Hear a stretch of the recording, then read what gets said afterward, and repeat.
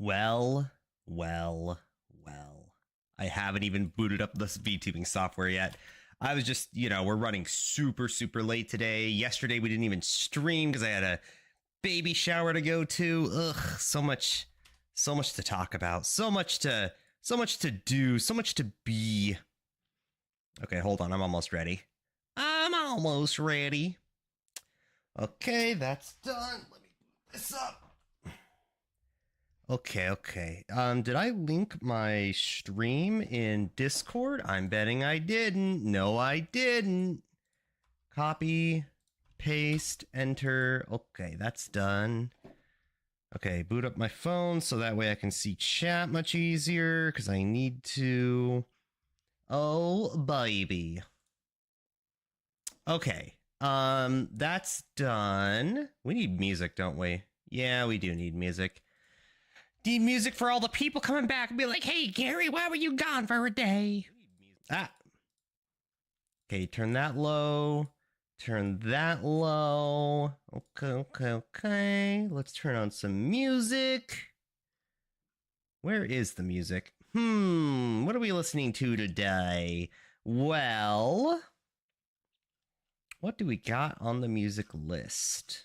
We could do sessions. I think it is probably fine.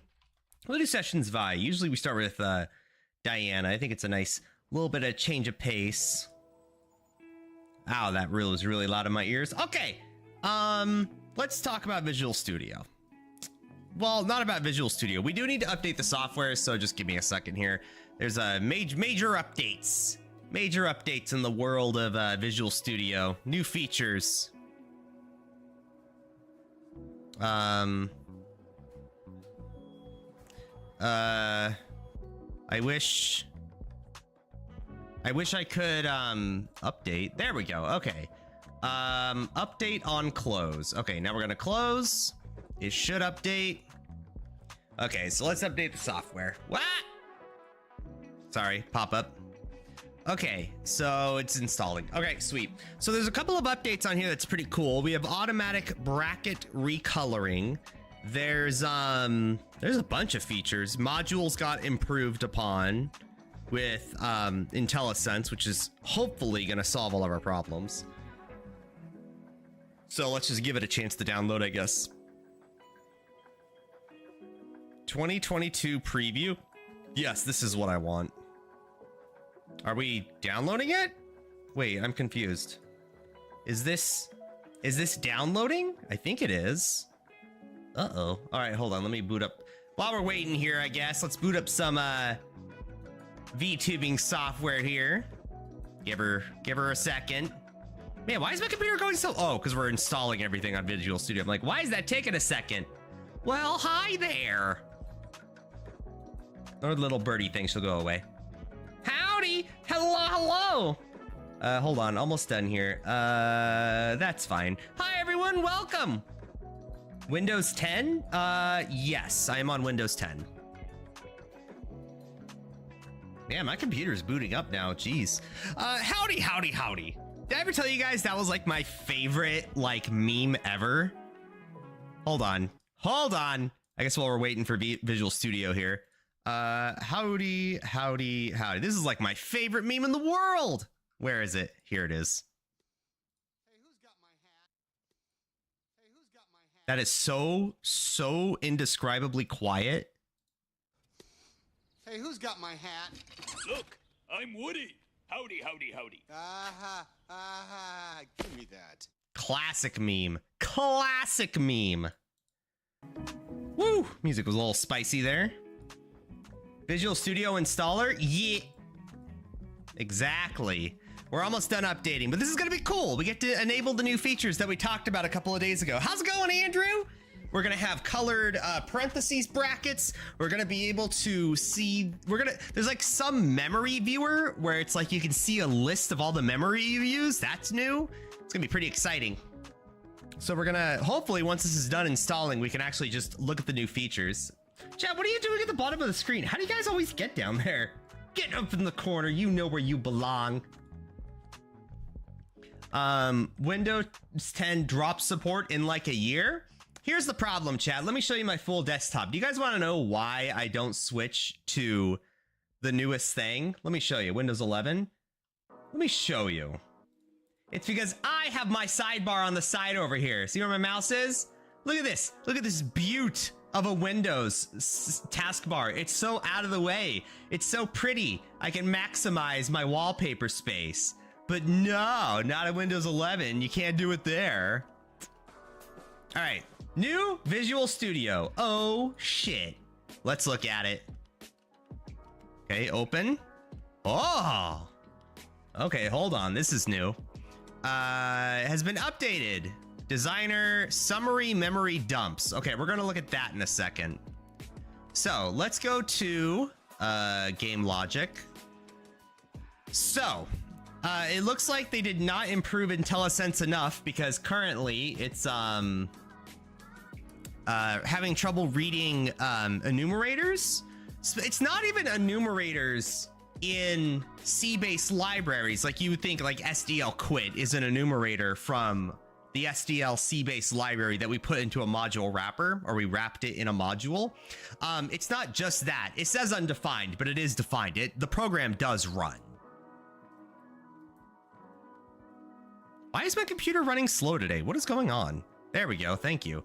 So anyway, as you can see, like we have collision boxes, everything runs fine. But yeah, IntelliSense just doesn't like it sometimes. So, but we have an enumerator defined in a module, but it still doesn't read it. It says it's inaccessible, but it's absolutely accessible. So I don't know. You wanted to do Git stuff?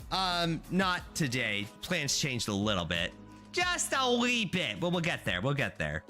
You move chat to the bottom to lick or kiss the end of every stream. Don't you remember? Chat, when I start macking on you, I listen to the other brain, if you catch my drift, okay? Things happen. Okay, so what's a new feature? Well, one of them is, where's like an array? This is a vector. So we right click, we then go to include directives. Oh, you guys don't even see this. So if we go, there's really no easy way to do this, is there? So if you right click my list containers here, and then you go to include directives, you actually see, if you don't do modules, if you just use C++ at any level, if you include headers, you can actually see all of the headers that it works with for that specific line, which I think is pretty cool. You also have, where is it? Force run to cursor, outlining, rescan, Git. Okay, so Git now has direct implementation. Oh my God, I can't even show you guys this. It's all behind my fat head. So right click, Git. So, hold on. I can fix this.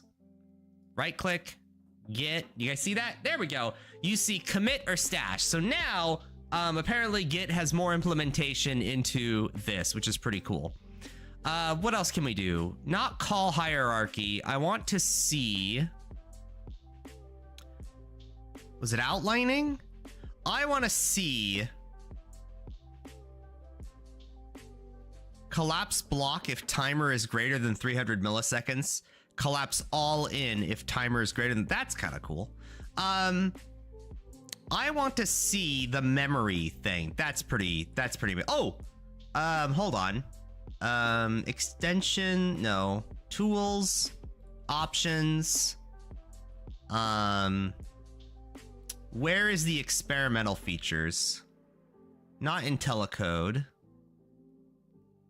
Source control, projects and solutions, import, export, extensions. There's a way to turn on testable features, and I want to do that. Test adapter, no. No.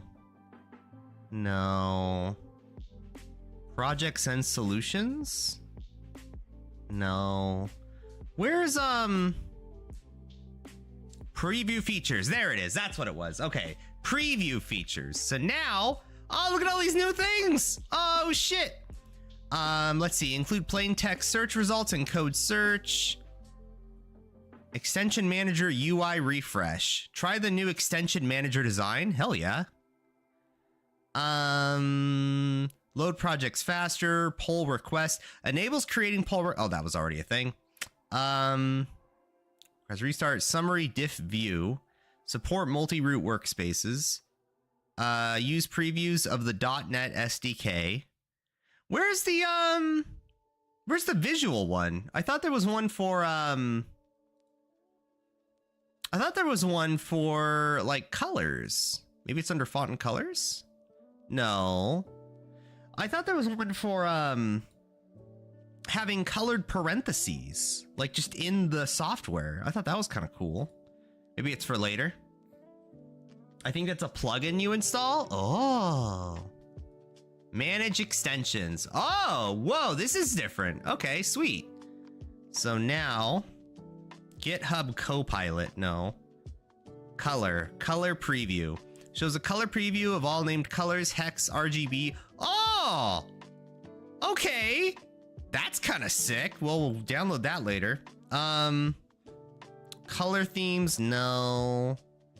Inline color picker, no. What's the name of the color thing that's, that I have colored, was it color comments? No, color attribute. Extension adds option to overwrite colors of certain C++ attributes. Oh, we're not gonna do that, but that's kind of cool. So now if we have more attributes for like, you know, no discard or something that everyone's arguing about. Rainbow braces, that's what it was. Ah, there we go. Sleepy Mushroom, hello. Welcome to the new experience. Okay. So we're gonna install this. Your changes are scheduled. Modifications will begin when this is closed. Okay. It's initializing. Modify. Sweet. How's everyone doing today? Hi. How's yesterday? I had my sister's baby shower. She's having twins. They're not perfect twins. They're what do you call it? Fraternal, maternal, whatever it's called. They're not perfect twins. Wait, what? Oh. I've slightly caught up with the lore. Sleepy Mushroom. Wow, this is taking a while to update this, huh? Oh, you caught up with all the C++ videos, huh? Who was it that asked? Sleepy Mushroom, it was you. You wanted to learn C++ in the Discord, didn't you? Yara, hello. No, a lot of how I learned the really basic stuff in C++ was learncpp.com. And then at work, I would read through this and then we would go on stream and practice. So I knew some of this. Like I knew what a compiler was. I knew what a library. I had no idea what a linker was. I didn't know what a linker was until we updated our compiler and code blocks, which was unsuccessful. I knew what functions were by math, so yeah. Well, how long does this take to update? Holy cow. Oh, waiting for this to shut down. Uh-oh, wait, what's that? Are these important? Oh, these are waiting for me to shut down. vctip.exe, mrBz.exe, end tasks. Okay, hope those weren't important. Still updating, huh? But yeah, my sister's having twins. I was dumb, chat. Maybe I'm just an idiot, but like, I'm the uncle, right? It's weird if the uncle goes to the baby shower, right? I thought it was weird, but my sister thought, oh wow, let's invite him and then just not tell him. So I was just texting people there who's like, yeah, enjoying and all that. And my sister got mad at me. She's like, how dare you not know? Look at that, chat. We have colored braces. Oh, baby. Do we need to make them orange, though? Can I change the color of them? I want to change the color of them. Hold on. Extensions, customize menu, toolbars. Oh. Oh, that's cool.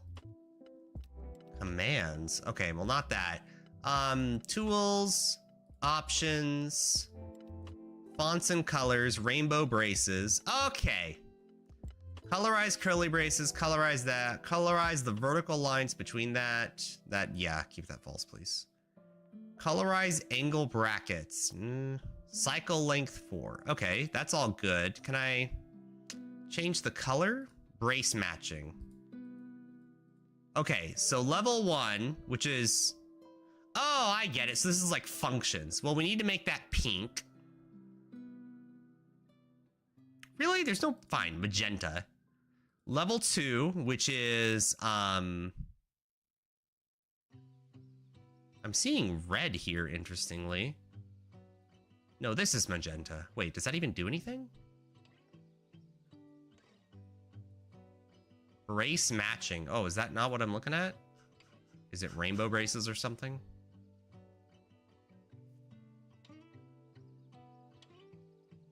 Oh, that is it. Shit. Okay, cancel. Hold on. Now we'll do it. Options. Then we'll scroll down to rainbow braces. Okay, level 1, toppest level. We're gonna go pink because that's hilarious. Okay, magenta, done. Next level is red. I feel like this should be cayenne. Level 3 is orange. So like the app error message there. I just lost everything. Wait, are we still streaming? Okay, I just lost everything on my other monitor there. That was weird. Okay.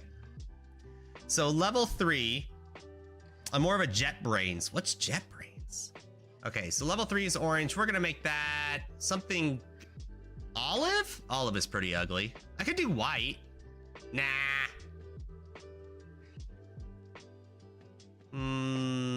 Blue? Yellow. Perfect. Olive is fine. I should change that to orange. Not there. Maroon, I guess. Blue. Okay, and the rest of it doesn't matter. Okay. Oh, look at that. Oh, it's so ugly. Oh, I love it. Clashing colors everywhere. Oh, baby. All we need now is to figure out how to install a cursive font into Visual Studio, and I am set, baby. Look at how productive we're gonna be. It's been a couple of weeks since I last watched. Are you cracked in C++ yet? Real Hype Rocket! I do remember you. Hello. Currently, this is where we're at. So we built this all from scratch. The only library I've downloaded is SDL for input, and that's basically it. Well, and rendering, but negligible. This is kind of where we're at. The little red boxes on these bullets, by the way, are the rotating rectangles for our hit boxes, our collision boxes. And that's kind of where we're at with things anyway. So today, boom. Whoa, look at this, chat. Look at this empty-ass collision module we're gonna do today. All it's gonna be, by the way, is just point in rect. That's all we're doing today. We're not gonna make it complicated with like collision or rectangle collision. That sounds like a nightmare. We're just gonna do point in rectangles, which I think is a lot more reasonable. Who convinced you to use Visual Studio? Well, I wanted to do modules. Switowitz is following. Thank you. Your name reminds me of is it Mouse? What's the name of the comic book where it's like the mice are Jews and like the rats or cats or something are like the Nazis, and it's like an allegory for the Holocaust? Whatever that was a great comic book. So Wowitz, thank you. I wanted to use modules, which is a C++ 20 feature, but realistically C++ 23 is the thing that improves it the most. And Visual Studio was the only one that really actually supported it in a way I want to. Downside, IntelliSense is freaking the fuck out. IntelliSense is almost useless for anything related to like enumerators. So currently SDL is imported because you can turn C libraries into a module. So they just load faster or render faster, whatever. Compiles faster. So we're wrapping it in a module. The problem is that IntelliSense in Visual Studio just cannot read enumerators. Like it says it's undefined, but if we go to render the program, clearly we've initialized and it says undefined on the initialization enumerator. So I don't know what its problem is. Hopefully that gets fixed. But this last update said they were updating the IntelliSense to read modules better. I was excited to see it fixed, but nope. So that's a thing. It is improving a little bit though, like SDL flip none, that usually, actually it does do better. SDL flip none is another one of those enumeration types and it does read it, interestingly. And it does import directly from the SDL module, so it is doing better. That is true. Is there anything else that was obvious? Hold on, what about my texture module?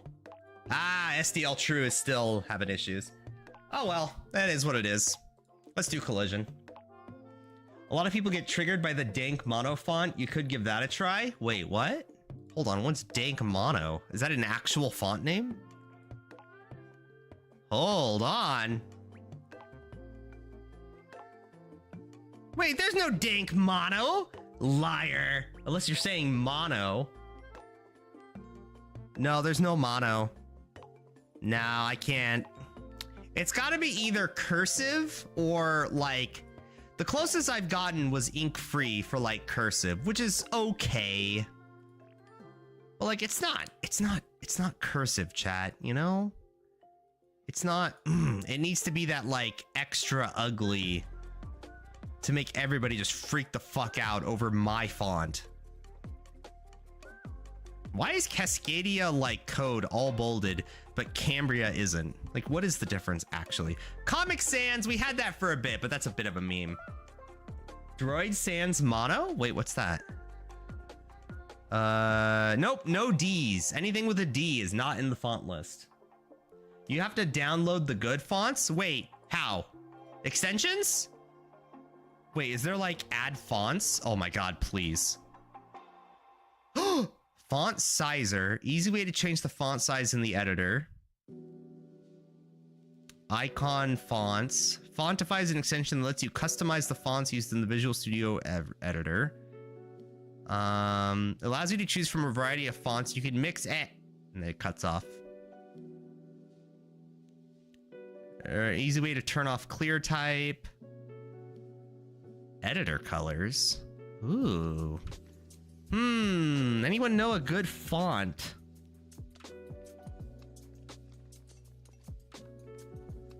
Presentation mode? Wait, what's presentation mode? A one-click button for entering presentation mode, which resets fonts, themes, tool, windows, resizes. Oh, damn. Import your own cursed fonts from Google Fonts? Dink mono is like half cursive, but not full. Why? Because people don't know what a cursive capital F looks like.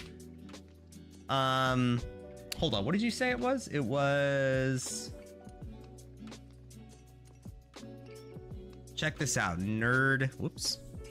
Nerd fonts. No extensions found. Damn.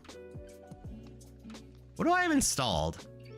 Test adapter, rainbow braces, live share. Real-time collaborative development. Wait, could I just like give you guys like a module while I have this open? Holy shit.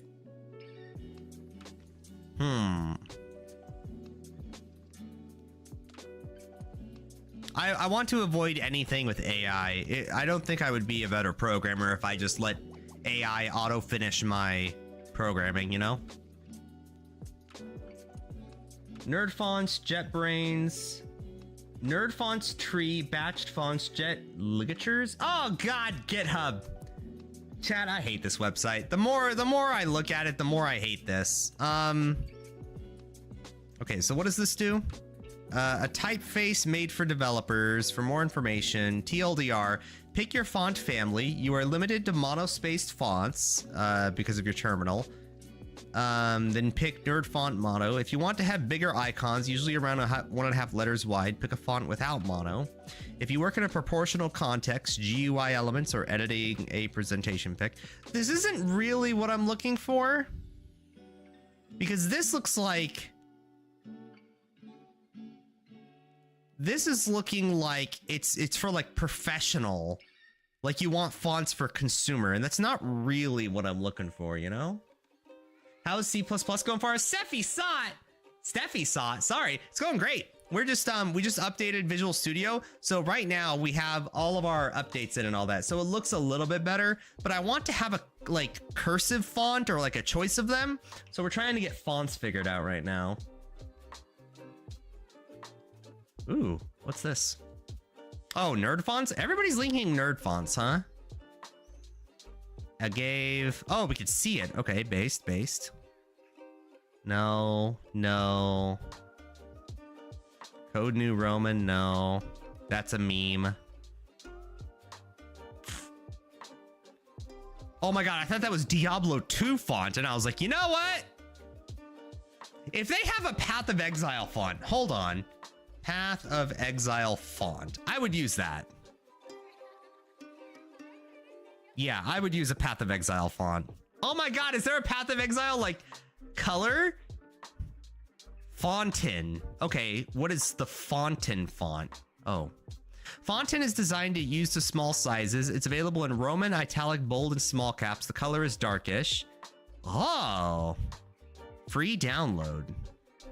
Okay, that's an option. I would be okay with the bottom one is what they used. I would be okay with that for... That would be cool. I would do that for programming. Daddy time mono.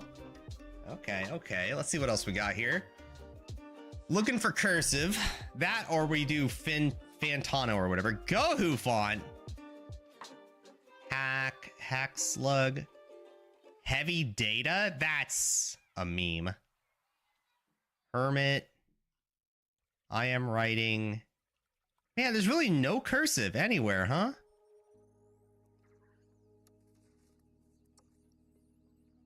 I can make fun. Chat, we have to have cursive though, right? We have to.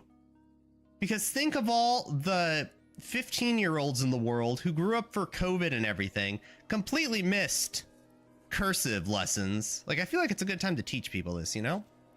Symbols font, Terminus, Ubuntu. Okay, that's kind of based. None of the above. Heavy data looks like a font's from Dexter's Lab. Why? I don't know, because it's fun. I can read cursive really well, so I just want to like, hold on, cursive font. Okay, font space, come to my rescue. Okay, that's kind of good, but it's a little too readable. Like capital B's don't look like that in cursive, right?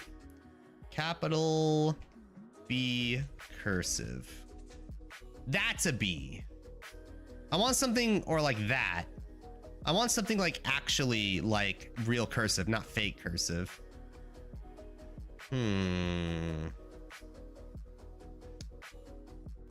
No. Feel free, no. Okay, that's good. Oh my god, wait, did we get a bunch of hearts in there? Oh, chat, that would be so cute. I kind of want to try it.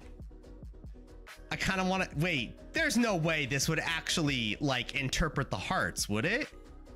Oh my god, that would be so cool. No. No! Yes! Okay. Whew. True type font. Wait, can this read true type fonts? Okay. Go to desktop. Info. Licensing link. Okay. Thank you for the README file. Terms of use. Uh-oh. Billy Argle fonts. The font is free for personal use. Okay, well, I don't make money on the stream yet, so it's fine. All right, how do I... Okay, chat, I need your help. How do I... Oh, that red. How do I take this font? Oh my god, please. I want this font in Visual Studio. Oh, this is exactly what I wanted. How do I take this font and put it in Visual Studio? Is there like a folder I just put it in? I was looking up cursive programming fonts and Victor Mono actually looks pretty good. Okay, if this doesn't work, we'll do a... There's an install button at the top. Oh, shit. What? You could try installing it? Wait, what? Install. Oh, shit. Wait, I have to install fonts? Did I do it? Is that it? Do I just now have the font? It feels like I'm downloading a virus. Hold on. It was called Love Lucy? Love... No, it didn't work there. Lucy. It just says Lucy said okay. So, install? Hold on. No, in that window you were just in. What? Install. is already installed. Okay, so now that it's installed, do I have to reboot Visual Studio maybe?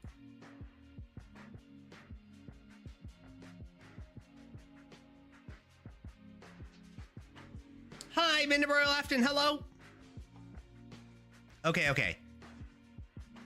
Preparing solution. Oh, it loaded something. Oh shit. Hold on, tools, options, font and colors. Lucy says okay. Oh baby. Hold on, I might have to turn off bold.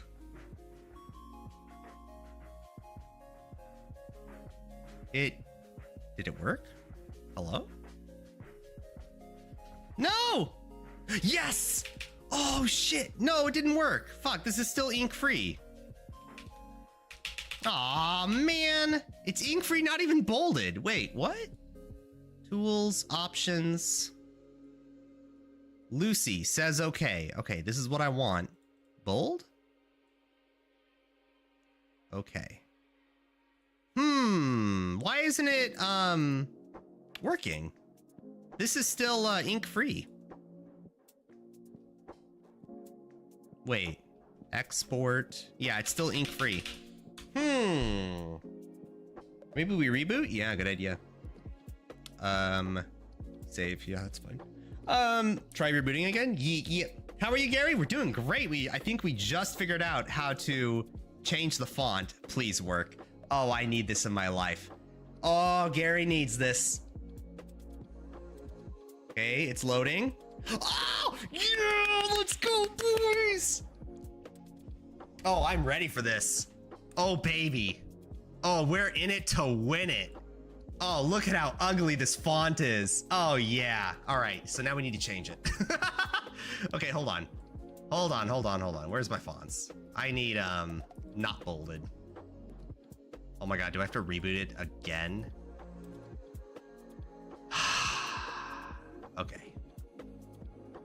Okay, hold on. We gotta reboot it again. I don't want bold. It's a little too hard to read. Hold on, we're getting somewhere, chat. We're getting somewhere. By the way, if you're wondering what this font is all about, it's because it has hearts in it, okay? That's why we have this. Okay, so here's the problem. Numbers don't work. In fact, all of the numbers seem to be replaced with a cake. And they all have the same... Chat! They all have the same shit! Look, it's all a cake! And it's 0. Wait, really? So all numbers are... Oh my God, why? What font... What font has all of their numbers as like cake? What even is this symbol? Personal use complete set available at this. Are you fucking kidding me? I only have certain symbols? Chat, this heart was so cute. Oh, that's an X.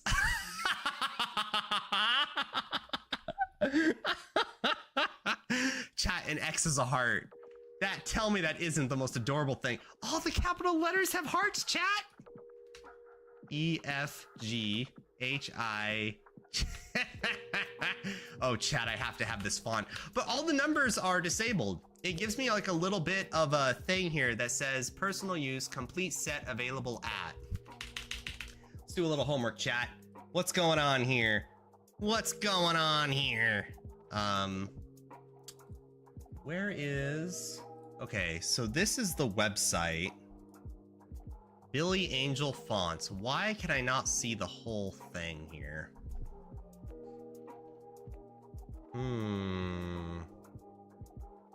Font is partial and used for free for personal use only. Commercial licenses and complete versions available at... Oh my God, how much does it cost? Do I have to buy this shit? $40! $40 fucking dollars. $40 for a fucking font? Is this what the world has come to? Chat, God damn it. Do I need to pay $40 for this goddamn beautiful font? I can't believe it. These price gougers. That's pretty cheap for a paid font. What the fuck? Are you kidding me? Ugh. Broadcasting. $300. Okay, Standard, $40. Are you gaming?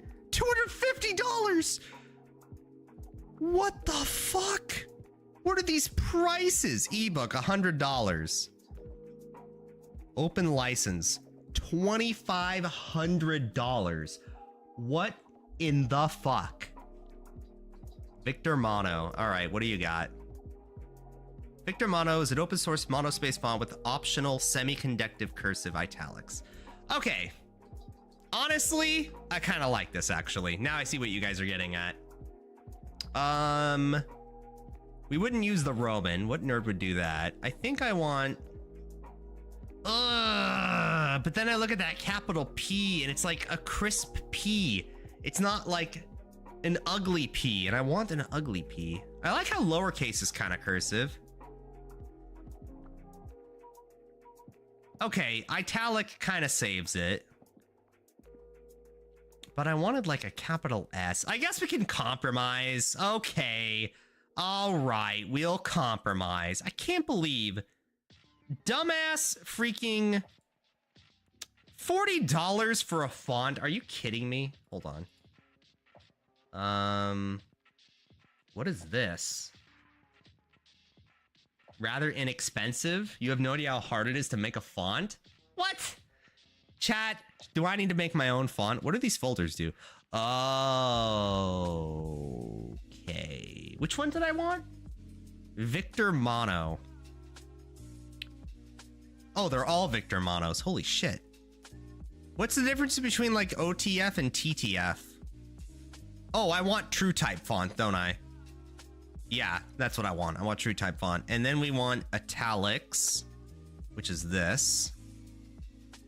Yeah, I kind of wanted the capital T to be a thing, but I can deal with this. What's oblique? No, that's ugly. Thin oblique? That's uglier. Extra light? No. Bold? Bold italic? Ooh, wait, what's that? Bold italic is okay. It's a little too bold if you catch my drift. Extra light italic. Oh, okay, hold on. That's kind of based. Light italic. I like light italic, so let's install that. How do I right click? What? What do I do with it? Maybe just move it to my desktop? Light italic, thin italic, semi-bold italic, extra light italic, bold italic. Okay, sweet. So now, move that up here. Okay, you guys don't see any of this, do you? Hold on.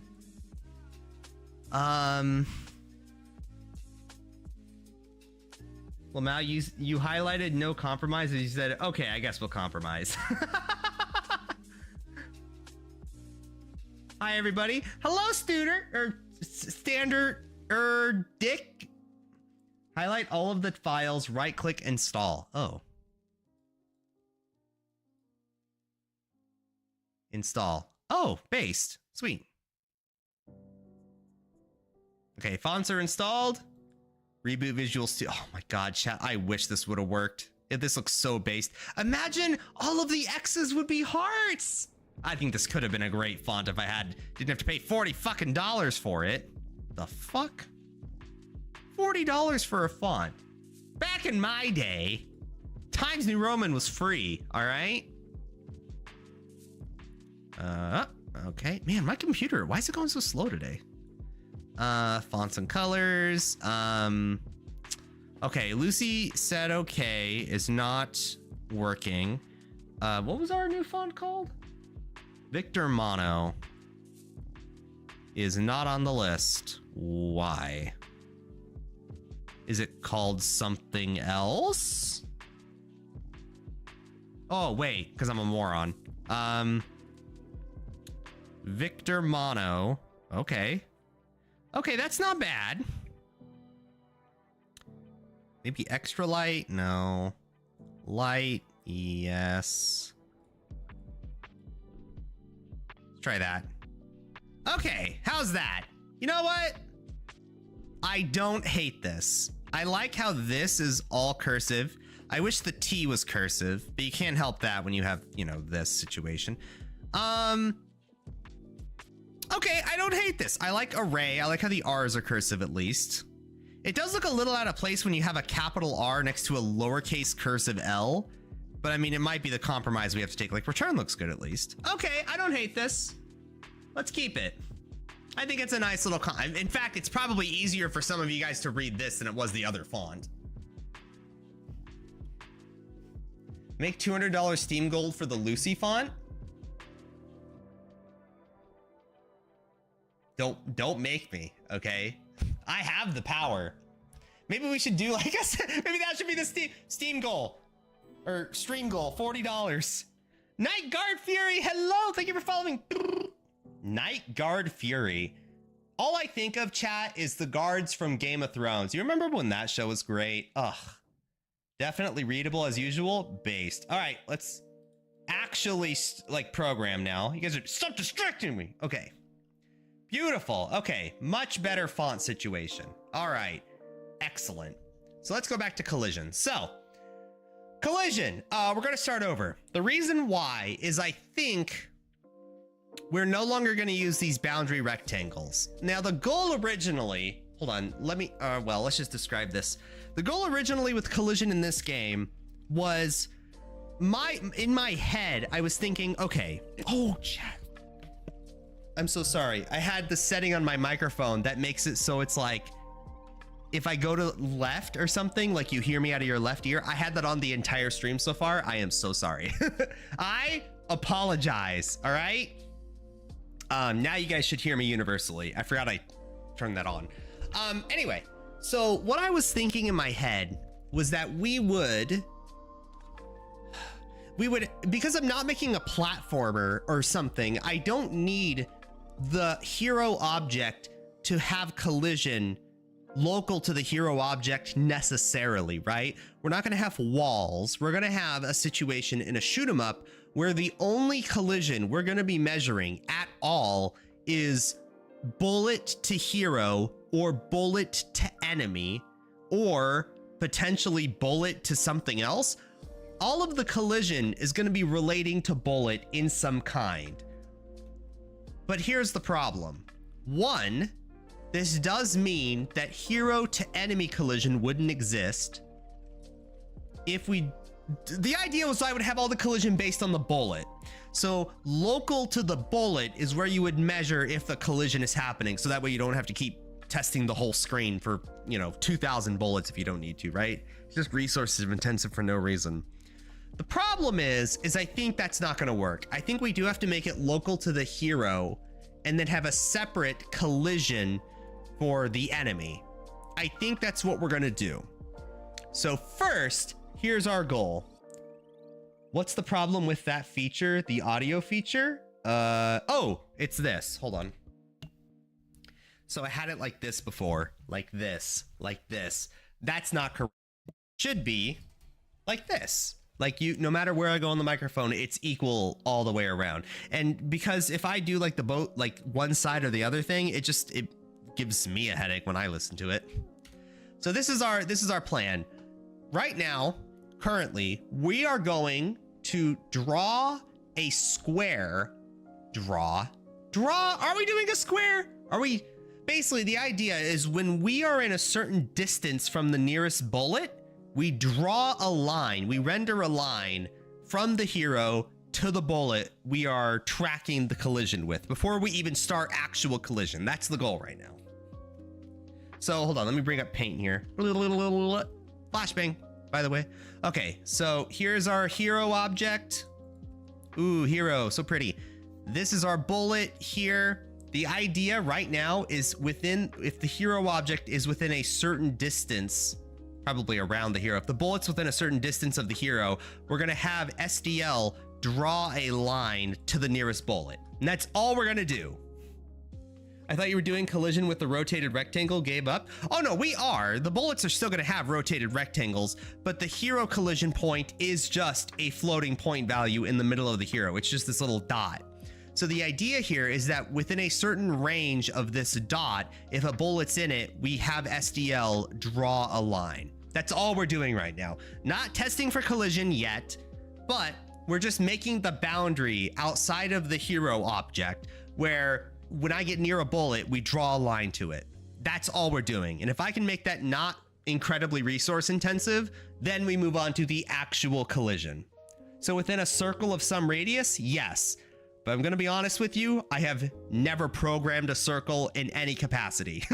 like, I don't even know how you would like draw a circle. I guess you could have like a formula or an algorithm to like make a circle, but like I don't know how you would like refresh that every frame without like resource intensive stuff. I don't know. But yeah, that's the point though, is that when we have our game here,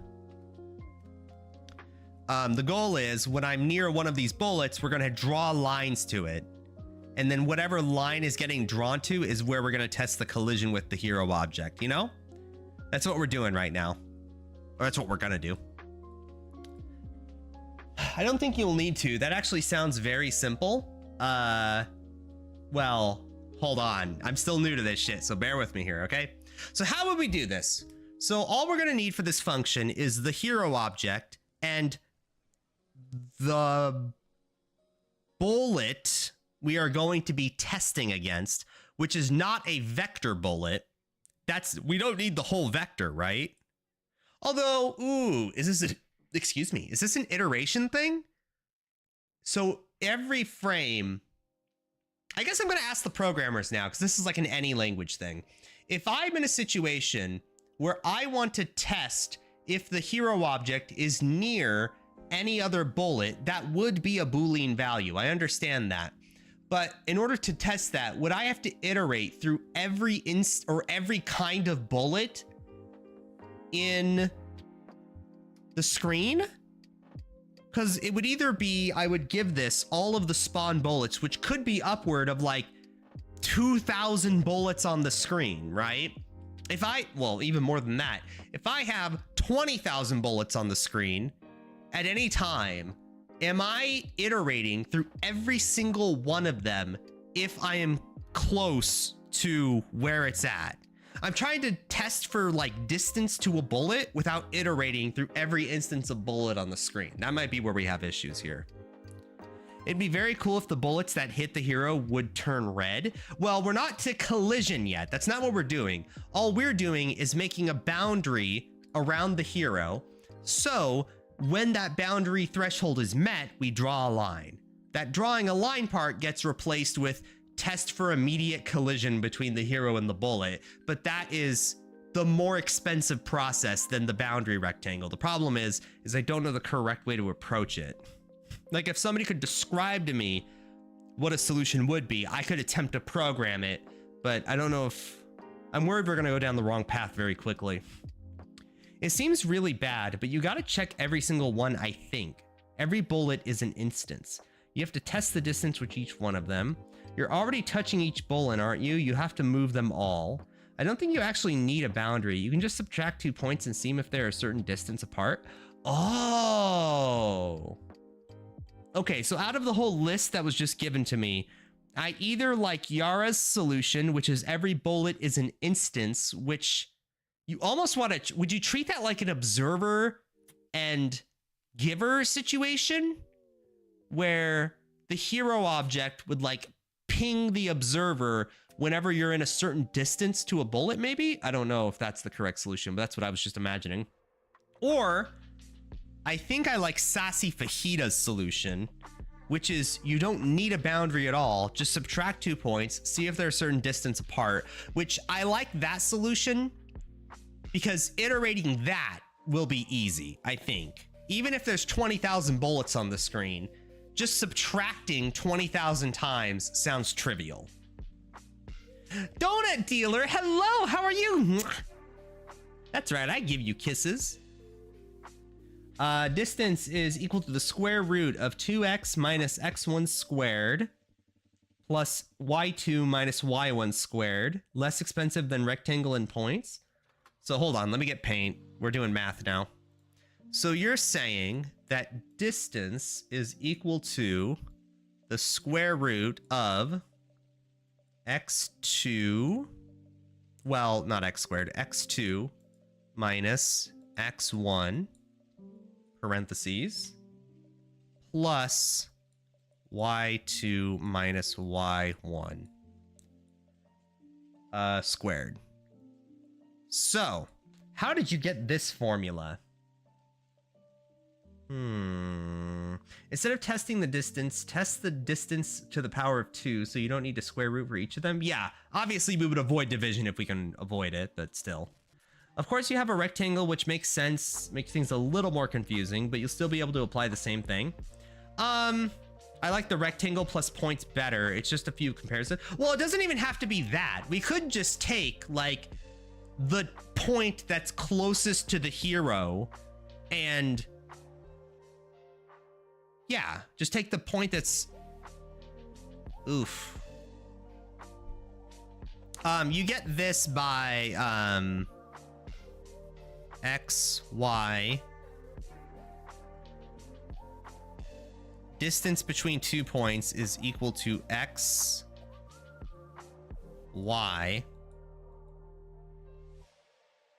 minus x, y. Distance plus xy is equal to xy.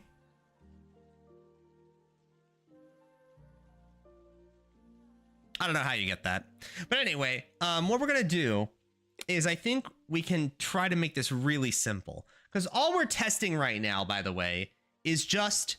are they close enough together to make this more expensive function, because it will be more expensive to test if a point is in a rectangle, to even do that function, right? So this should be a very resource not intensive thing.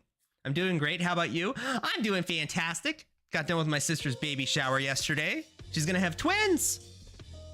A and B is delta X and delta Y. Oh. Okay, so here's what we're gonna do. I think we're gonna make this simple. We're gonna take if hero dot M collision, well, this is gonna be an X or Y value, right? It could be dot X or dot Y. What is my if statement return true gonna be looking like, you know? That's a question. And then else return false. So, what exactly are we testing for here? Probably if they are equal to some distance to each other. What should that distance be, you think? 30 units? 20 units? The problem, well, I guess the question is, the distance should be always larger than the maximum velocity any object in the game, either, well, that can collide, any object that can, like, go a certain amount of distance in a frame. Because otherwise you run into a situation where you get hit by something. Honestly, that might even cause issues. C squared is distance squared. Okay, we're not doing some Pythagorean shit, okay? It'd be a lot simpler if the bullet's collision boundary was also a circle, by the way. It boils down to a single subtraction. A circle and a rectangle is significantly more complicated. Yeah, but if we're making a video game where the point is to learn how to make a video game, I think testing collision from a point to a rectangle which contains 4 points, I think that's good practice. I think that's, what is that? Healthy practice. I think it's a good way to phrase it. Isn't there built-in functions you can use? Oh, no, actually. Well, there is, but not ones we can use. So you're thinking of SDL, point in F rect. That's what you're thinking of. So SDL, the library, has a feature, a function, where you can test if an SDL floating point, which is just an XY value that's floats, is in a floating rectangle. That you would think that would be fine. Here's the twist. SDL FREX, floating rectangles, they don't actually rotate. It's just an X, a Y, and a width and a height, which is fine if you're doing simple rectangles, but we're not doing simple rectangles. We're doing, boop, boop, boop, play. We're doing this, where bullets can rotate. And if bullets can rotate, I need rotatable rectangles.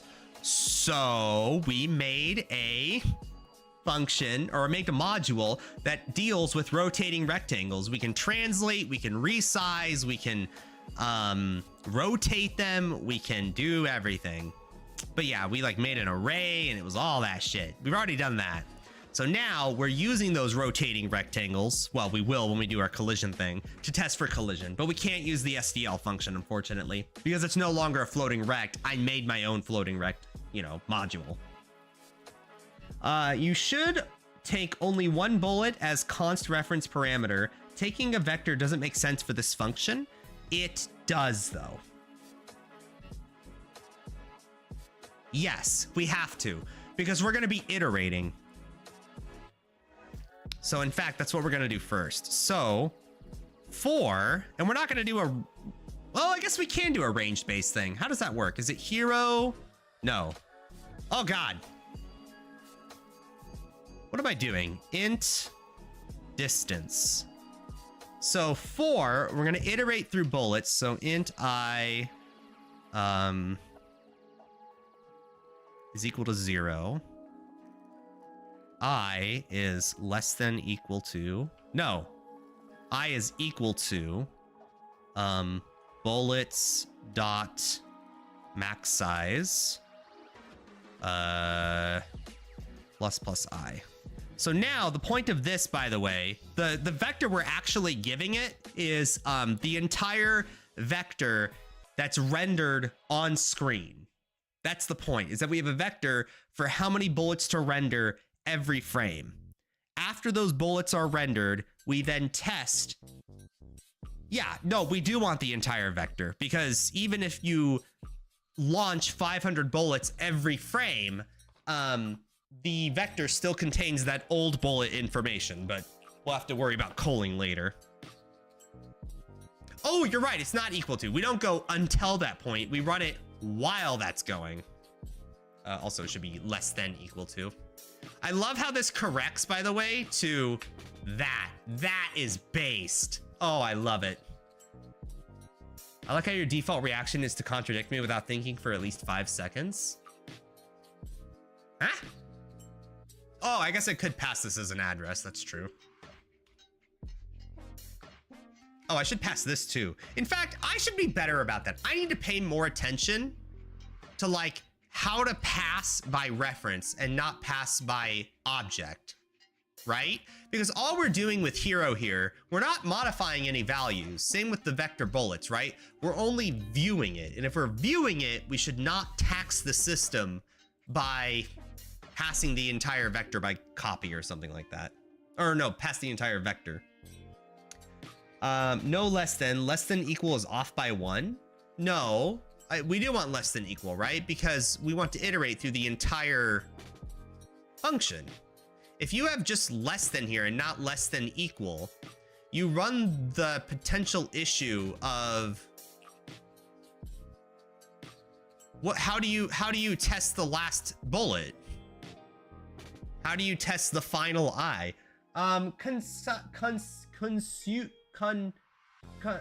Noise? Wow, I got that way off. I was about to say Turtis, but yeah, noise. Hi, thank you.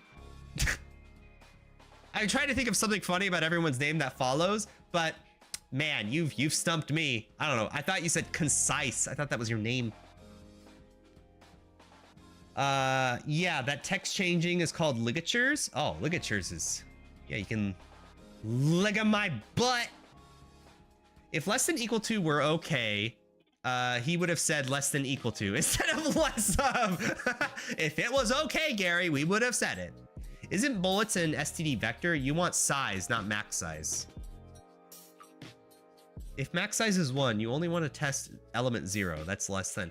Oh. Okay, I'll trust you. Why would you want bullet size? Wouldn't you want, isn't max size, like, that's what we want, right? Because we are iterating through the entire process, but we want it to go until it reaches the maximum bullet size, which is, I do agree with you, this is one number, but it's one number that represents the amount of times we're gonna iterate through I. You don't need to trust him. Think about it for a few seconds. It is a zero-based index. So let's say we have 3 elements in here. Okay, so I is equal to 0. I is less than 3 plus I. I is 1. 1 is less than 3 plus 1. I is equal to 2. 2 is less than 3. Oh! Oh, chat, I was off by 1. Okay, thank you. Listen, chat, programming's hard. Okay, I was wrong. All right, I'll admit it. I was wrong. Good job. Yeah, okay, based. It's because size is the actual size of the list. Max size is the max amount of elements that can ever exist. Oh, okay, Sassy Fajita. I'm sorry, I didn't know that.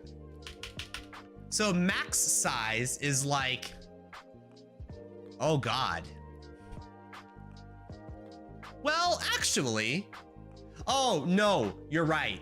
Max size would work for our purposes, but in our case, it would only work until we start culling. Once we start culling, that's where it would cause issues, I think. Because max size, because right now we're not culling, so the list does grow longer, but you do want to actually test the entire list the entire time, the maximum. But when we start culling, and we start, well, not culling the bullets off screen, but we're not deleting the elements. So that pointer information contains no data. Okay, yeah, that's kind of based. There are 2 common challenges in programming: naming things, cache invalidation, and off by 1 errors. Oh, that's a cute little pun. I get it. Took me a second, but I get it. You 50-ish. You know what, chat? I'm feeling generous. You get a little bit of femboy today. But I want you to know that this needs updating. It's a little bit old, okay? It's a little bit old. The pink is a little bit too, not contrasty enough. My mouth is kind of fading away here in this color, but you get this a little bit, all right? Okay, so what are we trying to do here? We are iterating through every bullet now. What we're gonna have to do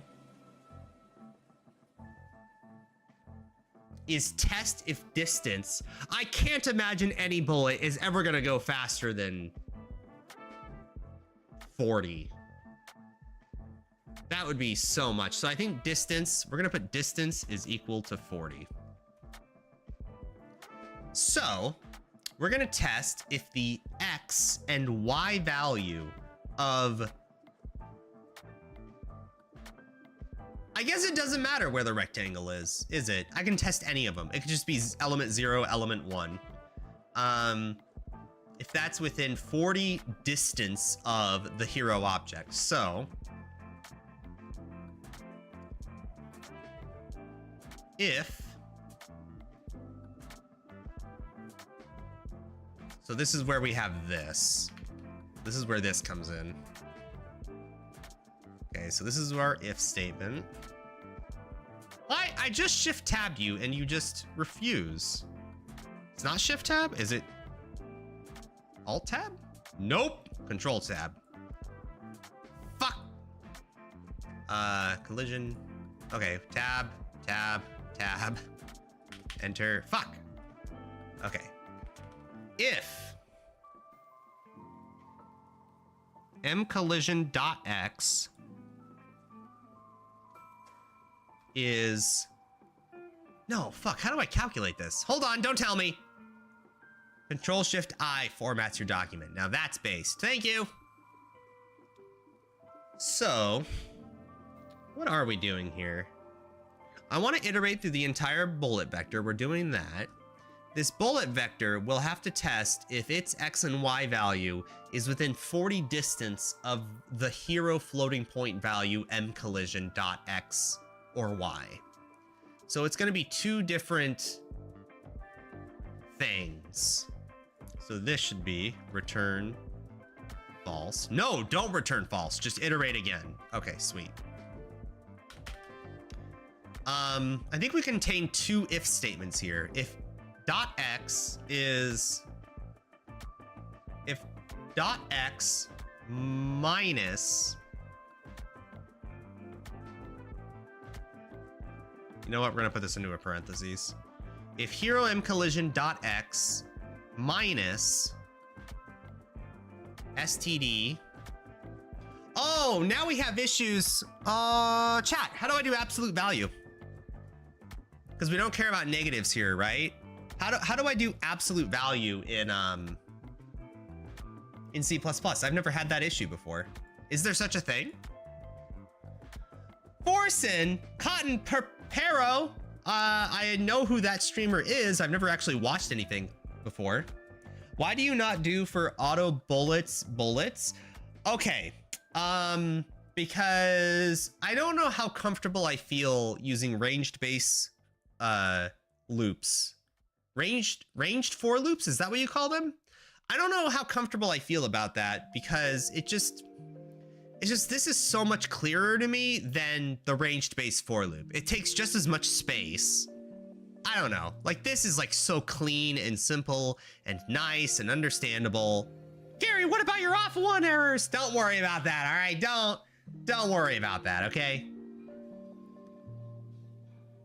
Plus, chat, there is a problem we might have where we start culling things off the screen, and there is a very real chance that this vector we might have issues with iterating through this vector, because what happens if like we shoot 30 bullets, but what happens if we shoot every frame 3 or 10 bullets, right? 30 bullets total for 3 frames, okay? What happens if the second frame's bullets travel faster than the first frame's bullets and go off screen and get cold? What if we use a ranged based for loop or whatever? Doesn't that run the risk of like a problem versus this, which won't be a problem? I don't know. Maybe that isn't. STD ABS. Thank you. So, STD. Well, they're both going to be positive integers. How do I make the result? Maybe I just do another calculation. Hero. Well, how about this? Int distance. Int. Distance result equals 40. This is just int distance equals 100 by default. Actually, I don't like that. Do we need to initialize it with a number? Fine. Distance equals 0. Okay, so distance is equal to hero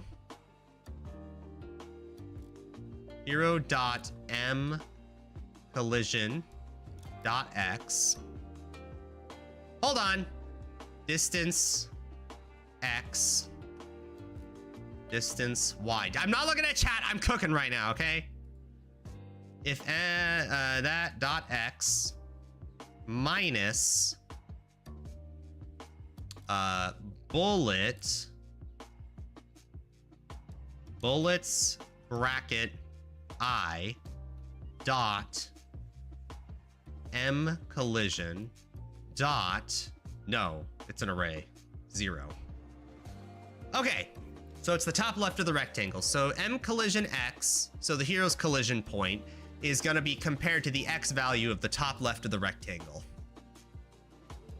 Do you need it outside of the loop? Hold on, I have a question about C++.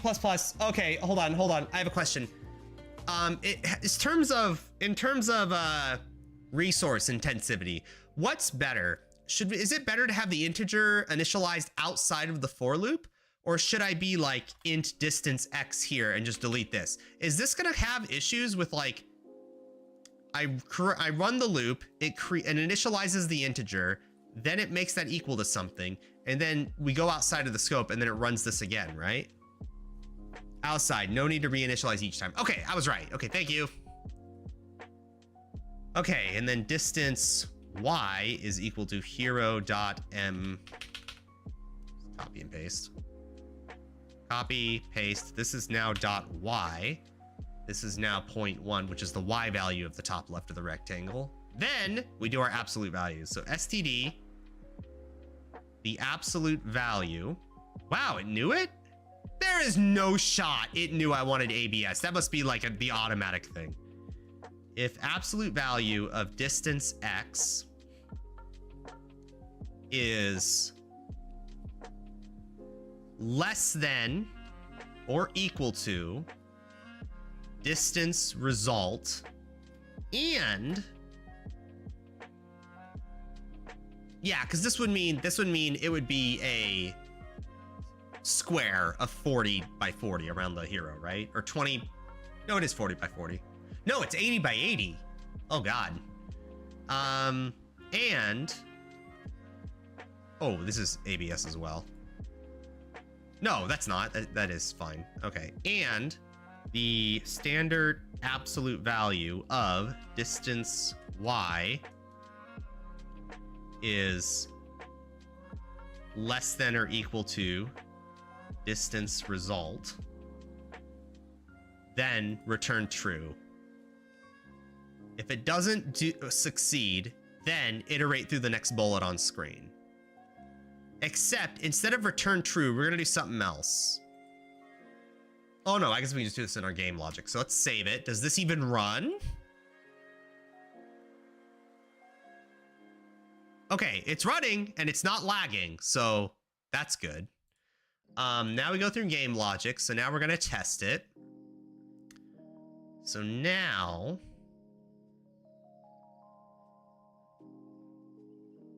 oh, chat, we're already iterating through every bullet. Should we have just passed the bullet? Fuck, that might have been better, but whatever, we're already in it. In reality, the compiler should optimize that, but yeah, you traditionally put it outside. Oh. I wonder if that's good practice. If you know the compiler is gonna optimize something, but for clarity's sake, you do it anyway. I wonder if that's the more wise decision. I don't know. Oh, sorry. If it's a problem, if we array, wait, what? Inside, you don't need it outside of the loop and you assign to it anyway. Oh, sorry.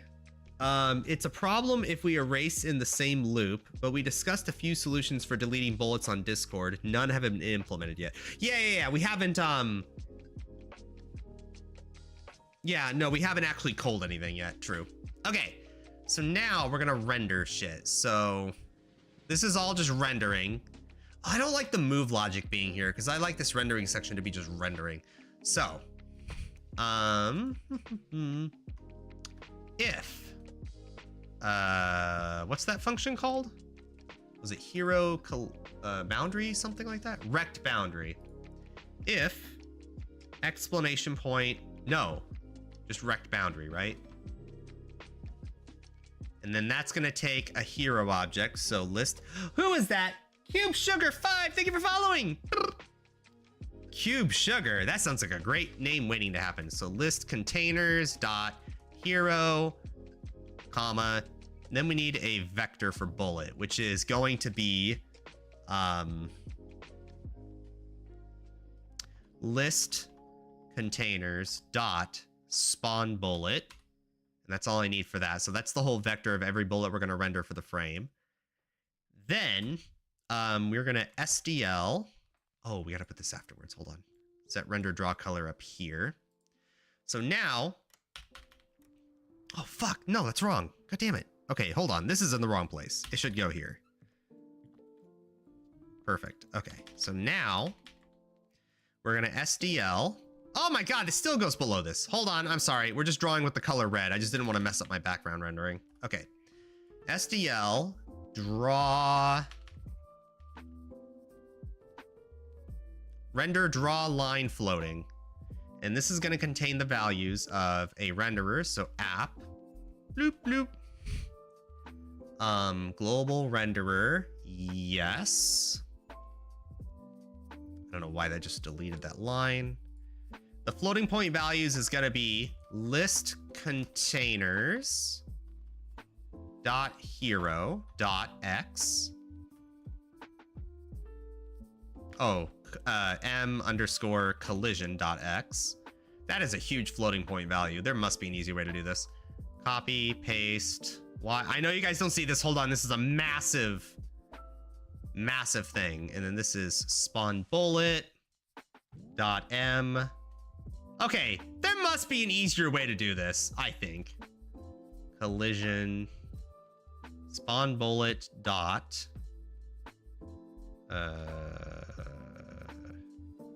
oh no.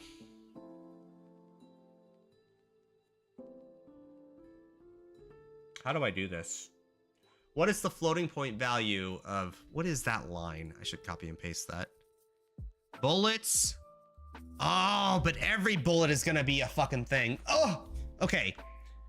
I think what we do is we don't put that there. I think we just relocate this entire thing to here, because this will render every instance of L bullet. So it's actually local bullet dot m collision bracket 0. And then it's the same thing, but it's bracket y. Now I know you guys don't see that. I apologize, but hey, limited space. Okay. Okay, so now we're gonna see if this works. If this works, this is how it's gonna work, okay? So we're gonna be rendering a line if we're in a certain amount of distance from whatever. Rect boundary not found. What? Wait, did I not import collision? No, I did. Wait, how is this function not found? It reads, IntelliSense reads the parameters. Yeah, hero object and render. The fuck? Rect boundary identifier not found. Oh, is this like the address of it or something?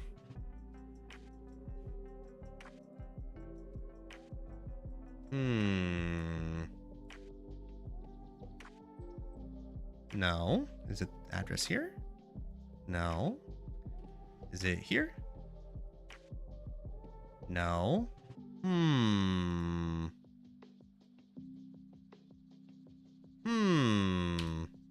I don't know.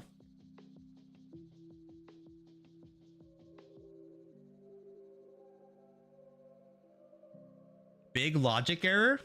Oh boy, here we go. Wait, what? What did I told ya? Oh, it's true. We are going to be iterating through every bullet already. Which means this... Well, actually, it means that this is going to be significantly less taxing. So now we already iterate.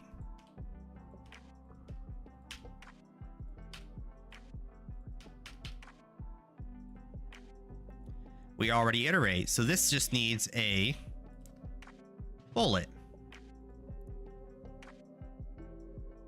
It should be the address of it. This is no longer I, it's just going to be the bullet. I just want to call it bullet. Okay. I think this is fine now. So save. Come back here. This is now just going to be... Now we just have L bullet, which is the local bullet for that iteration. And then print that. Okay, now this should work. Fuck. Okay. Oh, conversion from float to int, possible list of data. Oh, because these are floats. My bad. Hold on. My B. We'll just make this a float just to be safe.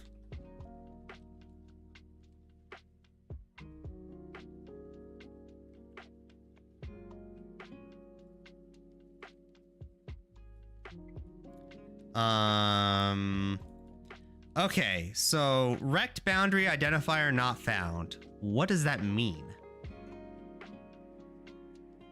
Is this because I have like the address thing here? No, it just doesn't work. Why is that not found? Is this like collision da-da? No. Oh, it's not exported. Oh, that's so based. Oh, thank you, chat. Wow, that was damn good. It gave me no warning for that. Thank you. That, ooh, 50-ish. You're gonna fit in great here. Thank you. All right, let's see if this works. Oh, it works. Look, it's really fast, but look at this. We have lines. We have lines. There we go. You guys don't see it. Fuck. Hold on. I'm sorry. Okay, look at this. Look at these lines. Oh, it's really tiny, but there are lines connecting the... You know what? Chat, here, I'll make it better for you. We'll make this 400. Maybe this will be better for you. Okay, here we go. Whoa, shit! Look at that collision detection, chat. Oh, baby. Make the bullet slower, but it looks pretty. Chat, what is programming? If not making everything look pretty, you know? Ooh, 50-ish is following. Oh, thank you. Aw, so nice. I like how this guy gives me advice and then just comes in and just whoops ass. I like this, chat. I like this a lot. So this is working out. It's also not as taxing as, like, I'm letting this run because I want to see how taxing this can be, but we still rock a solid 60 FPS. Like, the bullets are not getting cold right now. So we're shooting like a lot of bullets right now and it's still going. Yeah, no issues. Beautiful. Make it slower to spot a bug. You want it pretty or do you want it correct? Chat, there's no bugs. Look how beautiful this is. Look at that perfect 400 distance. Oh, it's so nice. And it's not even stopping when it gets off screen. It just stops as soon as we hit 400 distance. All right, sweet. So here's what we're gonna do. Oh, by the way, when we actually test for collision, we're slowing the bullets now down, but for now it's fine. Okay, so here's what's cool about this. So now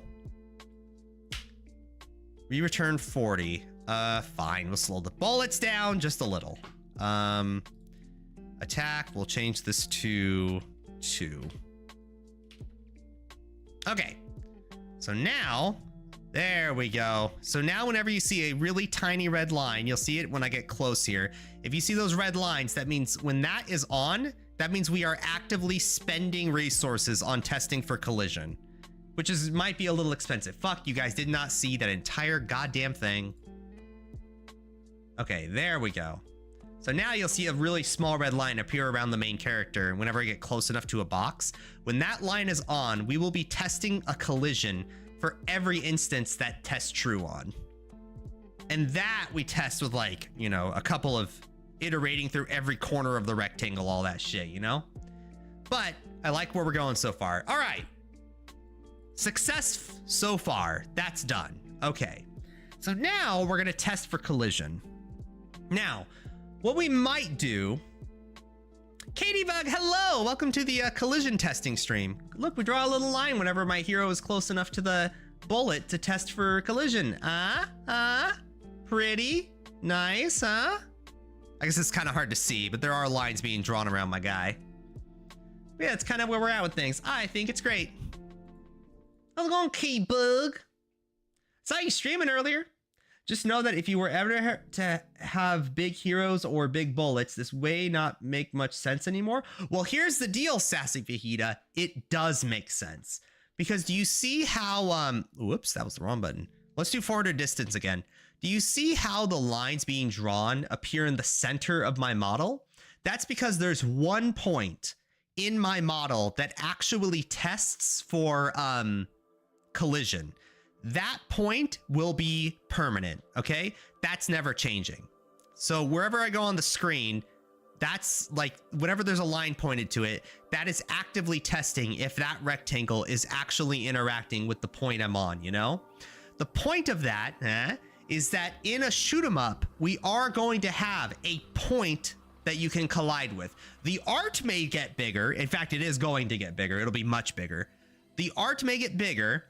Everything might change, but the collision point, that will always remain the same. It's a shoot 'em up. You should feel like you're kind of getting around the block, you know? Like you're, oh, it's a super close shot. But as long as it's communicated clearly to the player what your collision point actually is, then it's fine. What if the bullet is triple the size? It may never be tested for collision. Oh, really? Oh, okay, let's try that right now. We're using stars right now, right? Let's say instead of 32, we do, I don't know, 64.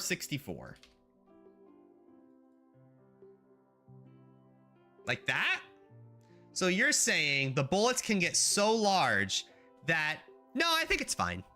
Computers are fast, chat. I think as long as it's within some distance of the bullet, I think it's fine. I think this totally works. Now, obviously, it's not going to be this big. It's not like we're going to be testing collision with all these rectangles not even close. But the idea is that, you know, we could set the number lower and it would still just only test a couple of bullets near you. But I think that's fine, right? It's so pretty. Is this live or pre-recorded? Evil name Kian. It's live. Name Kian? Evil name Kian? Hi. Hello. This is not pre-recorded. This is live. You can see in your chat on the top left. I believe it. That's awesome. Thank you for the positive encouragement. Yeah, working out good so far. What if the bullet is triple in size? It may never get tested for collision. I mean, we could still keep it pretty. Ooh, that was the wrong button. We could still like change things, chat. It's not like we can't make, you have to understand, okay? This box, this distance, we can change that. It doesn't have to be 40. You know, it doesn't have to be like right there. You know, we can make that bigger. I just wanted to keep the number really low, so we only test for collision with like the nearest thing to us, right? I don't want to test the whole screen. As long as we avoid that, it can be bigger. It's just right now we have it at 40. And if there's ever a bug, we can just increase it. Man, I tried learning game development. It's so tough. I completely agree with you. It is tough. I do, however, have the privilege and wonderful, wonderful help of a chat. Chat tells me when I'm being a moron, okay? Chat tells me when I'm like doing something dumb, and that's an advantage a lot of people don't have. So I'm very lucky in that regard, you know? You've come a long way. I have come a long way. Thank you, Katie Bug. You're buttering me up like a couple of pancakes. In theory, it should be diagonal player width divided by 2 plus diagonal bullet width. So U50-ish, the point on my hero, the X and Y M collision, that is in the center of my model. Exactly. The M collision 0 thing, I guess we could do something like this distance. Oh, I see what you're saying. Yeah, we could do that. The problem is that we have rotated rectangles, so the top left of the rectangle may be resulting in a negative number. So I guess we could just do like the absolute value of that number minus the absolute value. I guess I can just copy paste this. But the idea here is that we do test the diagonal, which is going to be 1, 2, 3, 4, 5, 6, 7, which is the 6th element. So there, and then copy and paste. Oops, that's gonna be another parentheses. Copy and paste that here, except now we have 1 and 7. Why are these semicolons a problem? Expecting another parentheses? There's 3 parentheses? Damn. 1, 2, 2, 3. Oh, yeah. Oh, well, there you go. So now when we test for collision, it's going to be in the middle. Actually, it's not drawing at all. Wait, what? Wait, it's never true. Wait. Uh-oh. Why is this never true? The absolute value of this minus the absolute value of this results in... This is always false? Why is it always returning false? Hold on, let me show you guys the entire formula, I guess. I was meaning that distance result would be player diagonal divided by 2 plus bullet diagonal. Maybe.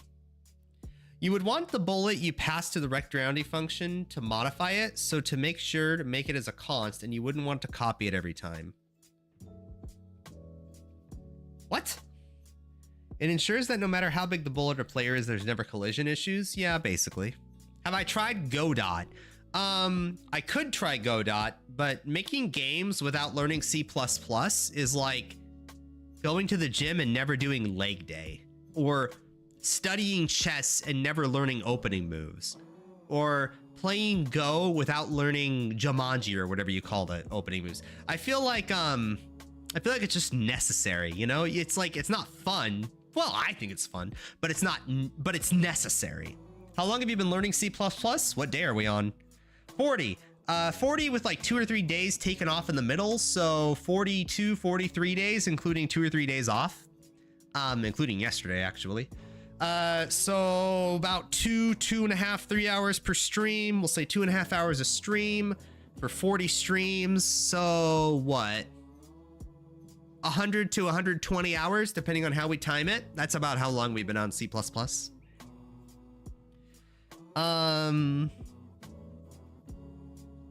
Player collision is a point for Gary's game. That's a given, FYI. Oh, yeah, no, yeah, it's a point that's already in the center thing. Why does this not work? So the top left of the rectangle minus the bottom right of the rectangle. Oh, I know. This STD absolute value is fucking everything up, isn't it? What it should be is it should be here. It should surround both values. Okay, that's where I'm messing up here. So this needs another parentheses. This needs to delete this. There. Now run. Now it should work. It doesn't work! Chat. The fuck? Should this not even have an absolute value? Am I just an idiot? Should this just be minus minus?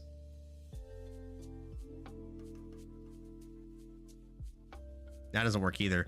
All right, fuck it. We'll just keep it. We'll just keep the X value. It's fine. It doesn't really matter. I mean, it's not gonna make any difference. This'll work. Yeah, now it works. Now it's drawing a line. In fact, for now, we might as well keep the render distance at 400 length. I feel like that's a better, easy way to test, you know? I think this is fine. We'll keep this for now. It's very pretty. What is collision 6 and 7? That is the bottom right of the rectangle. So 0.12 is top left, 2.3 is top right, 4.5 is bottom left, 6.7 is bottom right.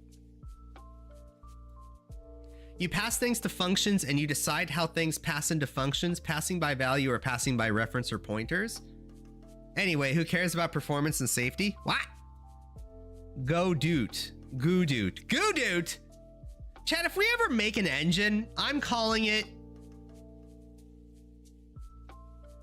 Chad, is it possible to make an engine requiring you to use cursive font? Is that possible? It must be possible. So what's next after collision? After collision, that's you say it like it's so simple. Yeah, after your collision engine, we have a couple of well, there's 2 things that are mandatory after collision. We need parallaxing backgrounds because I want that feature in this game.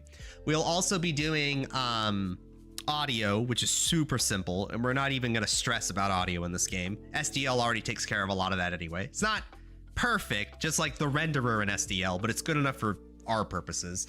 The only feature that we may consider is particles. That I'm debating in my head whether or not we're going to do particles. But if we don't do particles, then it's finishing collision, parallaxing backgrounds, audio. At that point, we make the game. We're ready to make the game. All of the features are there. Like we already have we already have an enemy. We can make bullets. We can have a hero move around the screen. Everything is good on frame rate-ish so far. But yeah, like, see, we're not even culling bullets right now, and performance is just fine. We're sticking at a solid 60. The only thing we may do besides particles, well, let's put it this way. If particles get added easily, which they wouldn't, but if they get added easily, we may go a step further and do cutscenes, but that's a whole nother world of just like realm I've never been in game development. That's like a whole nother, like, I can't even imagine. I can't even think how that would work. This makes it look like the lines are only appearing in the, yeah, there you go. Something like this. But yeah, currently collision, parallaxing backgrounds, audio. That's like the minimum. Bonus credit for basic particles and maybe something a little more juicy. Const hero address. You could put that in a month. What kind of performance increase are you talking about, chat? If we do const hero address, how much performance are we actually saving here? Because we're not doing a 3D game, right? Listen, if AI developers can goddamn use Python for all neural network shit, okay, in that performance disaster, I can not pass hero by const reference in my C++ video game, okay? If you're looking for a good particle system, I could link some articles. Well, what we would be doing is not that. We would actually be doing the lazy, because SDL has particles. What we would do is actually go to the game programming SDL, and we would scroll way down. We would go to particle engine, and we would just be doing that. So he does give us little dots to work with, and he just shows you how to do with SDL, like render, you know, particles at a very basic level. Obviously there's no physics or anything, but like that's kind of the goal here. And once we learn this, yeah, this is a super simplified example. So we would just learn this tutorial, and then once we're done with that, we would implement it in our game, make it a little more complicated. But yeah, this is just like fancy cursor where you just move around the mouse and particles spawn off of it. All we would do is when enemy is hit, launch 3 particles in like random directions. Why do you keep making excuses? More like I'm careful about how much I learn at once, you know? All of the neural network stuff is done in C and C++. The API is in Python. Ha! Joke's on you! I don't know what that means. Therefore, I will remain ignorant. It doesn't matter. Isn't it good to do it properly? Yes, but we're learning a lot right now. The solution is const address, literally 8 characters more to type. You don't get performance by using C++. You get performance by writing performant code. All right, you've won me over. Is it const hero address hero? Const bullet address bullet. Run. Oh, wait, I don't have to update the parameters? Wait, I thought if you passed by const reference, when you pass in the initial parameter, don't you have to worry about like it being a pointer? Wait, am I a moron? Why don't I have to pass it by pointer if I'm passing by a const reference? If I erase the const keyword, does that change anything? The fuck? Why haven't I been doing that the whole time? Oh. Okay, kind of based. I didn't know that. Sorry. I didn't realize it was that. Chad, am I gonna have to like go through all of the functions and just start like doing const shit? Like, can I do like const here for like sprite shit? Oh no, that's, oh, sorry, those are pointers. Const SDL rect. That's a pointer. I can't do it with that. But like, but does that work? Oh shit! Const ensures that the function was passed can't modify it. Oh. Well, if that's the case, can't I just not use it and then use my eyes and IQ to just not affect a variable? Or is that like I'm protecting myself from myself? Principle of least privilege. What is that? The solution is const and literally 8 characters. You don't get performance by using C++. You can absolutely do it with pointers as long as you're not changing stuff it's pointing to. That sounds like something I'm gonna fuck up. I thought every time I think I know about pointers and addresses and shit, I get shocked how much I don't know. I thought if you pass something by reference, you had to pass the pointer to the object in the parameters of the function that you call, but that's not the case, huh? Okay. Believe me, in a large code base, you will need to protect yourself from yourself. Oh, God. What's more music? We'll listen to chill music.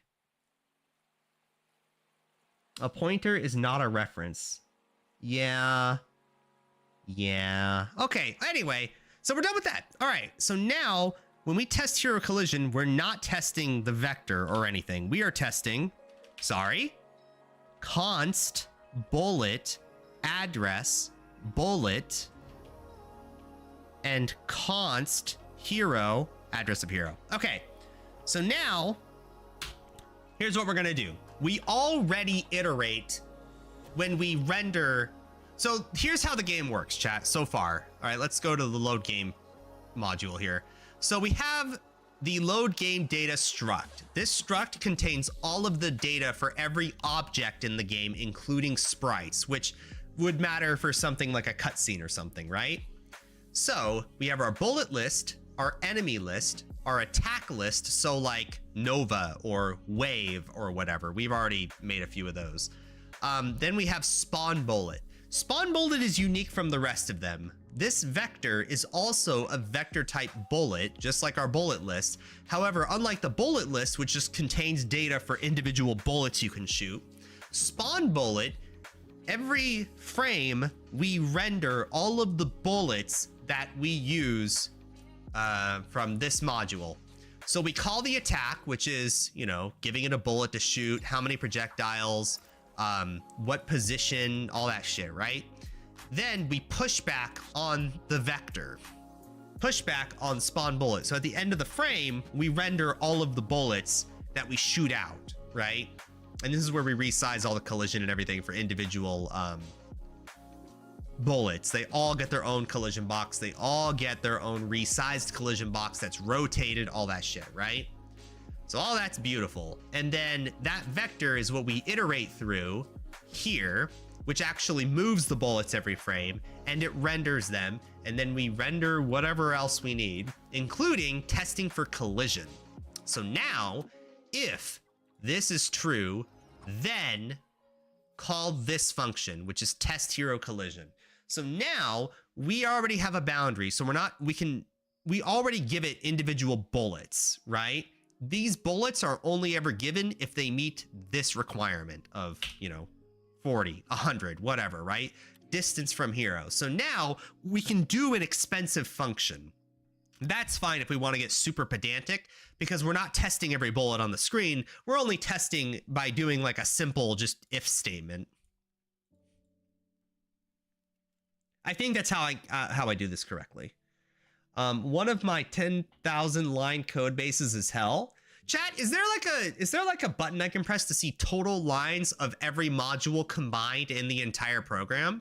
Is there like a way to do that? Because like some of these modules, chat, are like wild. All right, like this collision rectangle one. Holy shit! I want to see how many lines I have. That'd be kind of cool. I bet all in all, we're maybe at like 2,000 lines, if even. Probably not that much. Actually, it's not even close to that much, but still. Git is files. Okay, what if I don't know how to use Git? Have you thought about that? Huh? All right. Test hero collision. How do we do this shit? Well, we have a couple of things we have to be concerned about. We can't do SDL point and rect. We talked about this a little, or point and F rect, because the SDL rectangles, unfortunately, are just an X and Y value for the top left of the rectangle and then a width and a height, which means rotating them is impossible. So we had to make our own floating rectangles. So now what we're gonna do is we're gonna see if the X and Y value of the hero object is in bullet. So I think what we have to do is kind of similar to rect boundary. What we're gonna do is we're gonna compare the X value of hero, compare it to the X value of the top left of the rectangle and the X value of the top right of the rectangle, the collision box. If it's in that window, then test for Y value. And then if both are true, return true, else return false.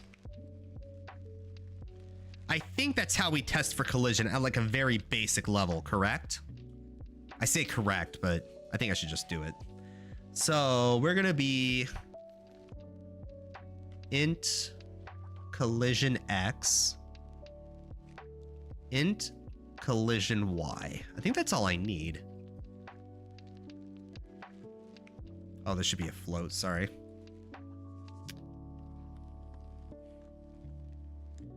Oh, wait, I can just do the math right now. Actually, how do we test that? Is that like a subtraction thing? Try this one. What's this? Point in triangle test? Same side technique. A common way to check. Oh. Wait, what's this website? I haven't heard of this website before. Oh, is this like a nerd website where like, oh my God. Oh, cute kitty. Okay. Common way to check. I don't want to cheat. I'm not cheating. I'm just referencing. Okay, fuck that. Okay, yeah, fuck all that. We're not doing that. Oh my God. Okay, no. We're not doing this. We're just gonna test, keep it really simple. Is it within the X range? Is it within the, if true, is it within the Y range? If true, return true, else return false. Okay, beautiful. You don't have to if you don't want to do things properly, but it will give you headaches later. Principle of least privilege. Always give a function enough access to the data. Is this like the root of like, is this the root of why people say C++ has its defaults backwards? Like every variable should be const until you tell it not to. Every function should be like, I don't know, expected? Is that the right word? Until it's not? Hey Gary, did you know that 0.0 is actually a double? To ensure that it's a float, you either have to assign a float variable or do a 0.0f. Instead of 0. Oh God, really?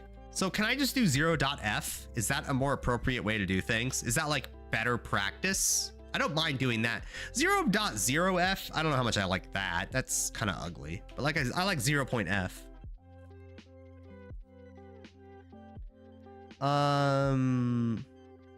This is why I told you testing with the rectangle is more complicated. Now you're seeing why. It's debatable, to be honest. Actually, yeah, good observation. You don't need to, but it can be clearer. I mean, why give something more than it needs? Things change. Trend now is default immutable is good for safety. Okay. So I have a question, chat. If I initialize this variable as like float collision x equals z or something like that, should I make this const? Is that allowed, or can I not? Oh no, it must be allowed, right? How else would you make it const if you can't initialize it? Okay, never mind. That was a stupid question.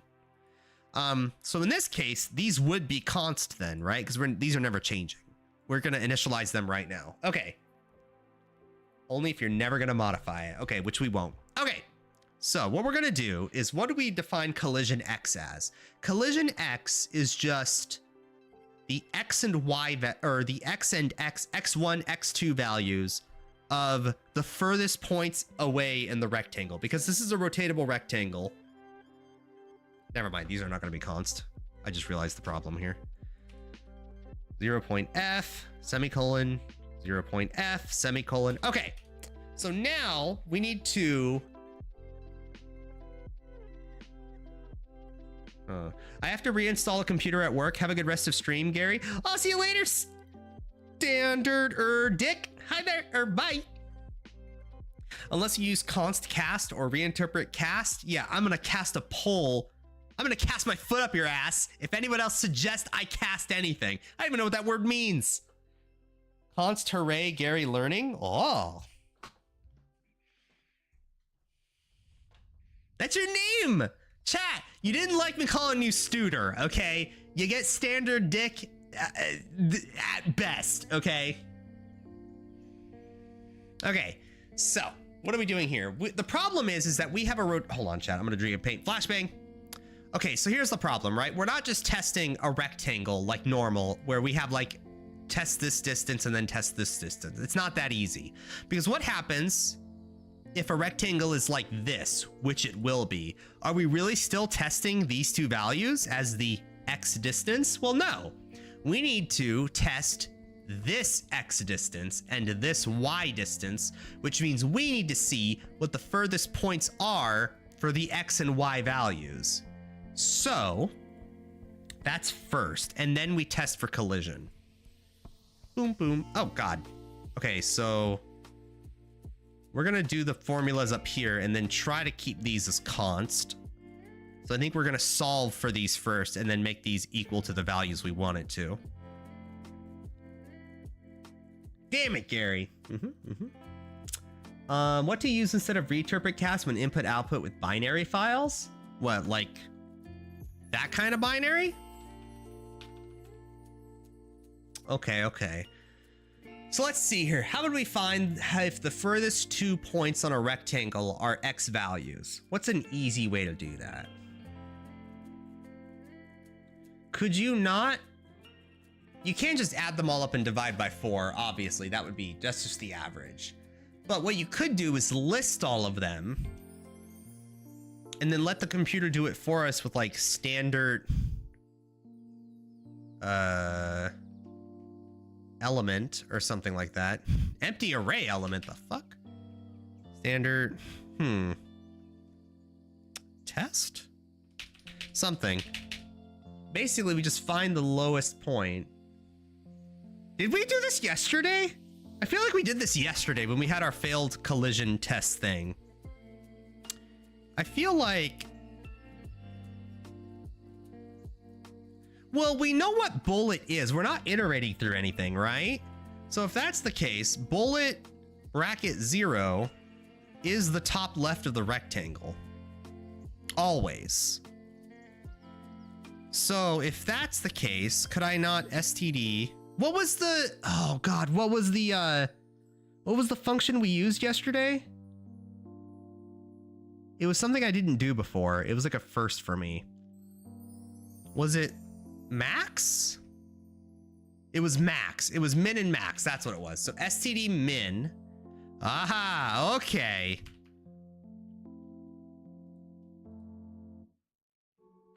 Okay, hold on. Let me think about how to do this. X collision min x const float collision min y, or fuck, collision max x is equal to that. Okay, so this is the logic here that I have in my head. So we can make this equal to std min parameters. It's an easy way to do this. Should we make vectors? Is that expensive? Std array float with 4 values.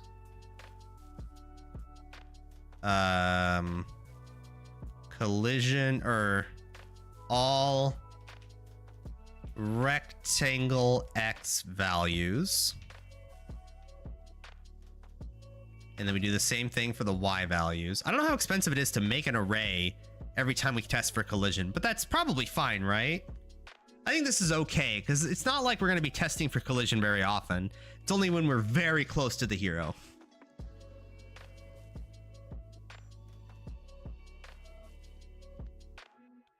Why not have it be 2 SDLFREX? Because it wouldn't work. Because SDLFREX they don't work how I made my rectangles, right? My rectangles are explicitly 8 values in an array, a float array, right? The purpose is that I want to rotate them. Now, if these were just a straight rectangle on the stream or on the game, sorry, I just saw chat, I just read stream. If this was just a straight rectangle on the screen, then you're correct. SDL floating point would just, or floating rect would work fine. But we're rotating the rectangle, which is a problem for this. So I think what we're gonna do is have 2 arrays. This is equal to bullet bracket 0, comma, bullet bracket 2, comma, bullet bracket 3, comma, bullet bracket 4, semicolon. So now we're gonna copy, we're gonna paste. Chat, why is this giving me squigglies? What's wrong here?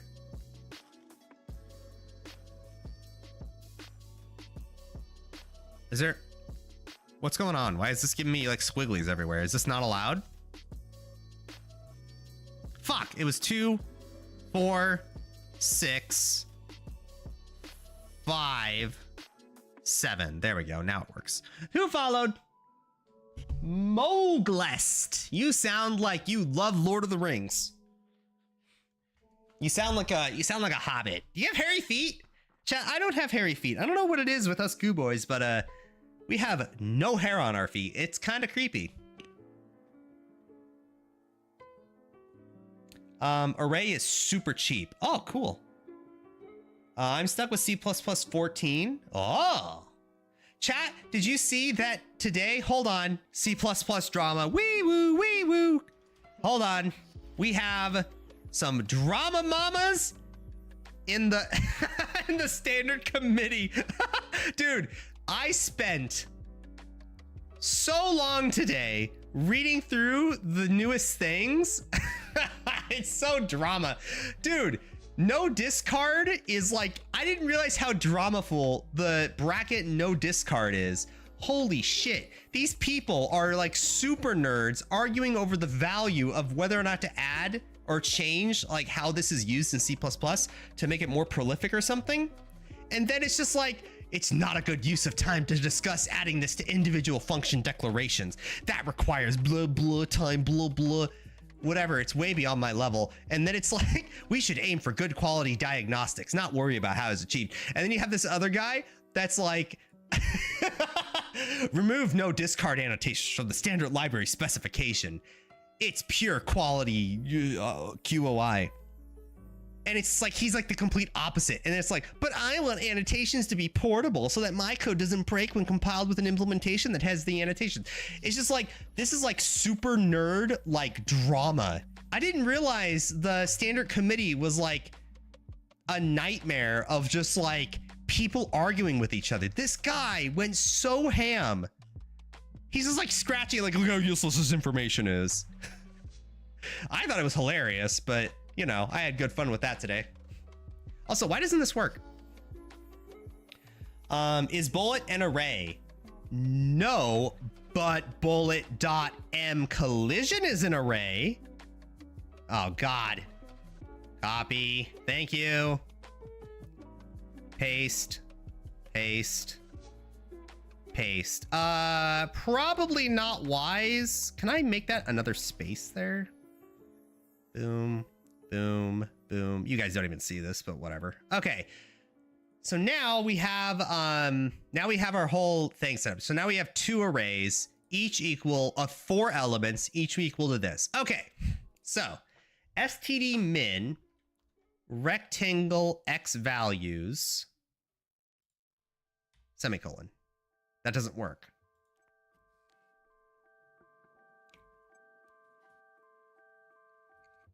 Why can't this work?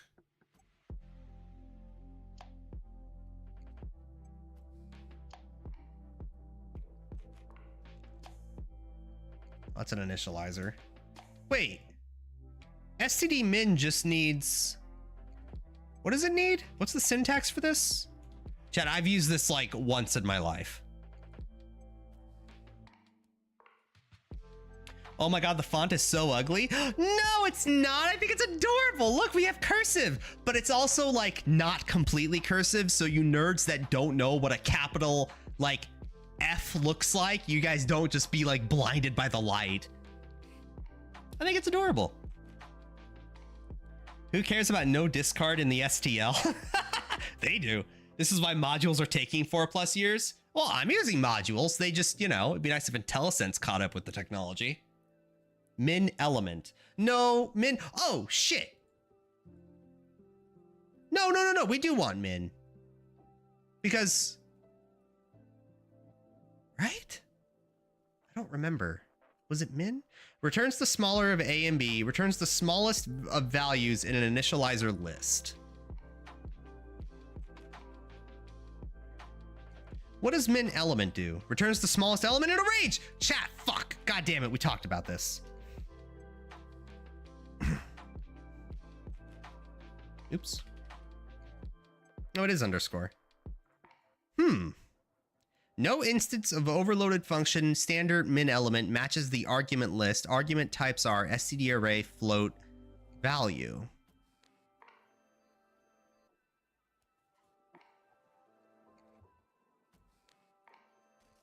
Huh?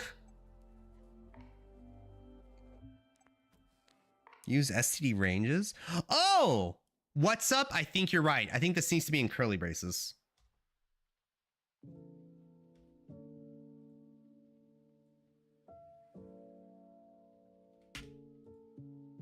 Oh, it still doesn't work. No suitable conversion function from standard array float UI I64 or whatever to const float exists.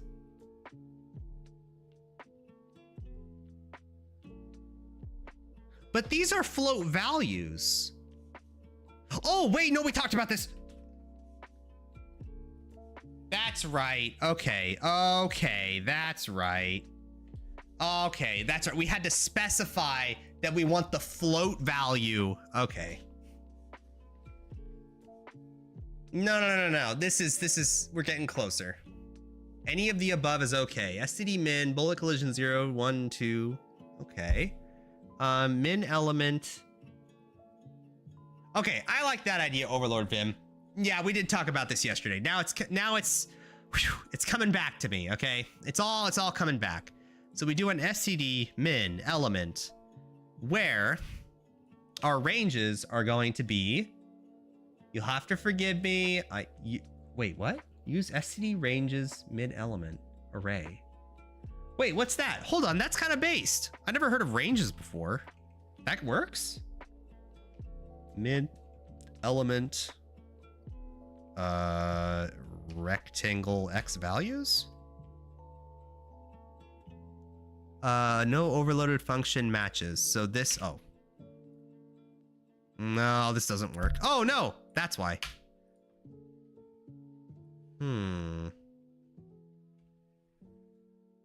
No, that doesn't work. Min element. Yeah, this doesn't work. Weird. Oh. STD min does not return an iterator, but min element does. Okay. Well, let's do overload vims because I think that is the most correct. I think Yara and overload vim have the right idea here. So, standard blocks min element parentheses, except I also need a pointer. It's not a pointer. It's an iterator. Iterator min element array. So min x, sorry, rectangle x values dot min and comma, no, array begin, sorry, begin function, comma, rectangle x values dot end parentheses, semicolon. This works. Okay, thank you. That seemed like a syntax thing. This is like C++ at its worst, right? Where it's like you need to specify that you don't want the array type to be passed, but instead the iterated type. Okay, well, shit, that's life. So copy and paste again, but instead of min, it's max. And we copy and paste again. But instead of X values, it's Y values. And then we make it equal to this, but it's Y and Y. And then we control, and then we paste. And this is min. Okay, how does this look? Does this look dumb? Is this stupid? Is this like a really inefficient way to do things? It feels like this is like a, well, no, I guess we were making 4 different variables here, so it's probably fine. Ranges min rectangle X values would return a T float in this case. Oh, he just needed to dereference the returned iterator. Ranges min element returns an iterator. Oh. I just looked at the docs. For some reason, ranges still wants a begin and an end. Oh, really? Well, there you go. That's reference for you. Okay. So now that we have our collision boxes, now the X value, now we have our actual min X and min Y value. So if hero.mCollision.x is greater than collision min X and, oh, we're gonna have a, oh, no, it's fine. It's fine. Hero.mCollision.x is less than collision max X, then do this. Now, here's the thing. I was about to say we're gonna have an issue, because if we put this into a set of parentheses and then do a and sign, we're gonna have an issue, because I think C++ has something weird about it. Like there's some, I don't know, it's not a bug, but there's something like weird about like multiple brackets of like multiple end signs or something. Does min-max element return a pair? Yes. Okay, I mean, that probably was a better way to go. I just never knew that was a thing. Const float collision min X min Y is equal to min-max element. Damn. Okay, I'm gonna leave it as is, because if nothing else, it's something we can not refactor. That's not refactoring here, right? It's something we can like make more efficient, more clear later. But for now, this is fine as is. It's fine, not good, but fine. And is a bitwise operator, and is and. I think I did that. There's 2 ands there. I think I'm good. Okay, and then if, same thing, but now we're gonna change it to Y values. Dot Y is Y, and dot Y is Y, then return true. Else, return false. Okay, holy shit. Okay, I think we're done with super basic collision. Let's go to my hero object here. I think I still have get damage taken. Okay, sweet. So let's go back to my game logic. We're gonna test that if statement, except instead of drawing a line, now we're gonna call test hero collision, where we're gonna pass list containers. Chat, is this a good time for this? I was looking up the this keyword today a little bit for like maybe 20 minutes. I'm still a little confused. Like you would think in this like for loop testing L bullet, you would think the this would be L bullet, but that's not actually true. Yeah, that doesn't work. So I don't know when you can actually use this. Oops. And then if that works, then test hero collision. No. Fuck, was it hero damage taken? What was that called? Hero damage taken effect. Hero damage taken effect. Oh, right. Or hero dot? The fuck?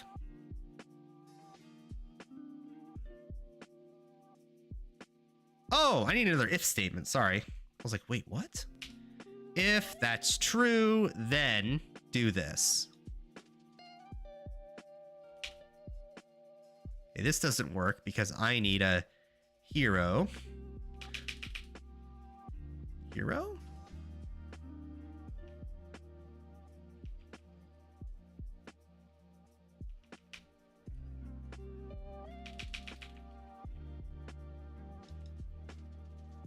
There we go. That's what I wanted. Okay, sweet. So now if this works, chat. Okay. Okay. This is for when you're coding in a class. You don't see it too often in C++. You can just use and instead of and to avoid confusion. What? No shot. Really? Wait, that works? Oh! Chat, what's best practice? Let me know right now. Otherwise, I am using and for all time. Okay? Chat, can I really use and or ors instead of using dumbass lines? Yeah, by the way, if you guys don't know, this guy Andrew in chat is like the ultra based like programmer. Him, What's Up, and Andrew, What's Up, Geargate are like the big three programmers because they're all like actual programmers. Geargate's a full-time programmer from Mexico. Best practice is to do it constantly, whatever you do. Non-static member functions. Okay, well, we're not gonna read that right now, but thank you. Yeah, we're gonna use end. I'm gonna use that forever. This is like significantly easier for me to understand than like the double and thing, and I don't have to worry about like a bitwise operator. I'm just gonna use this. This is based. This is like pseudocode shit. Okay, cool. All right, chat, here's what we're testing right now. If this is correct, then what's gonna happen is when we start the game, there's gonna be no lines drawn. What we're gonna, in fact, I'm gonna even get rid of the collision boxes. So what we're gonna do, or the rendered collision boxes, I mean. So what we're gonna do is, just comment this out. Here's what we're gonna do. We're gonna get into the game. It's going to hit a bullet on purpose, and when we hit the bullet, our hero character goes semi-transparent, which successfully registered the hero damage taken effect. So, game doesn't boot. Why? Hold on, what? Bool cannot convert argument 2 from vector bullet to const bullet. What? Oh god, it's crashing. Okay, const bullet. Okay, what's wrong with that?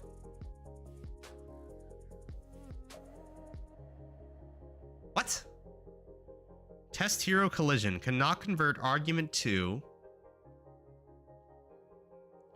from bullet std allocator bullet to const bullet address. Wait, what's wrong with that? Why does this work and not this? Huh? Make sure you use not instead of exclamation point and or instead of parallels. Yeah. Gary Gatekept, who gets to be actual programmers. Ha, I am not based. I'm only in university. I didn't mean to gatekeep anyone. Just, you guys help a lot. In your for loop, you're calling bullet's address and not const bullet address? What? In my for loop. Where the fuck did I have a for loop? Wait, what? This for loop? No. This for loop. What? Remove line 68, dead code. Oh, thank you. That's where the confusion was. Okay. All right. Holy shit. Here we go. Please, main character, go semi-transparent. Here we go. Oh, chat. Oh, that feels so good. Oh, baby. We have collision successfully. All right. We just did it. We have a successful collision engine. Holy shit. Bloop. Still got hit, but whatever. Okay, sweet. Wow. Now that we did it, damn. Hold on, thread the needle. Cool, thread the needle. Okay, now get hit on purpose and bloop. Ah.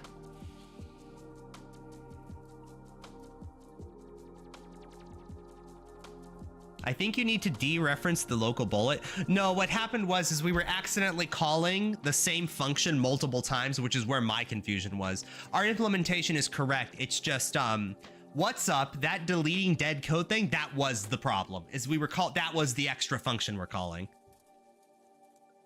B, oh my, fine. You guys get a little bit of B-ness because I'm in a great mood right now. We're done with dumbass rectangles and dumbass collision engine. Chat, that collision engine, by the way, was supposed to be done like 10 streams ago, by the way. The only reason we even are at this point is because we needed to rotate a rectangle. That took 2 streams, 3 streams, 4 streams, whatever. Took fucking forever to do all this correctly.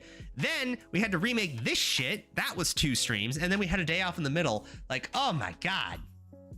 Yeah, so buzz, motherfuckers. We're done with rectangles. We're done with rotating. We're done with all that shit. Now we get to do the fun stuff, okay? Now we're gonna have parallaxing backgrounds. Also, we're not completely done with collision because we also need to make, when we left click, launch a bullet.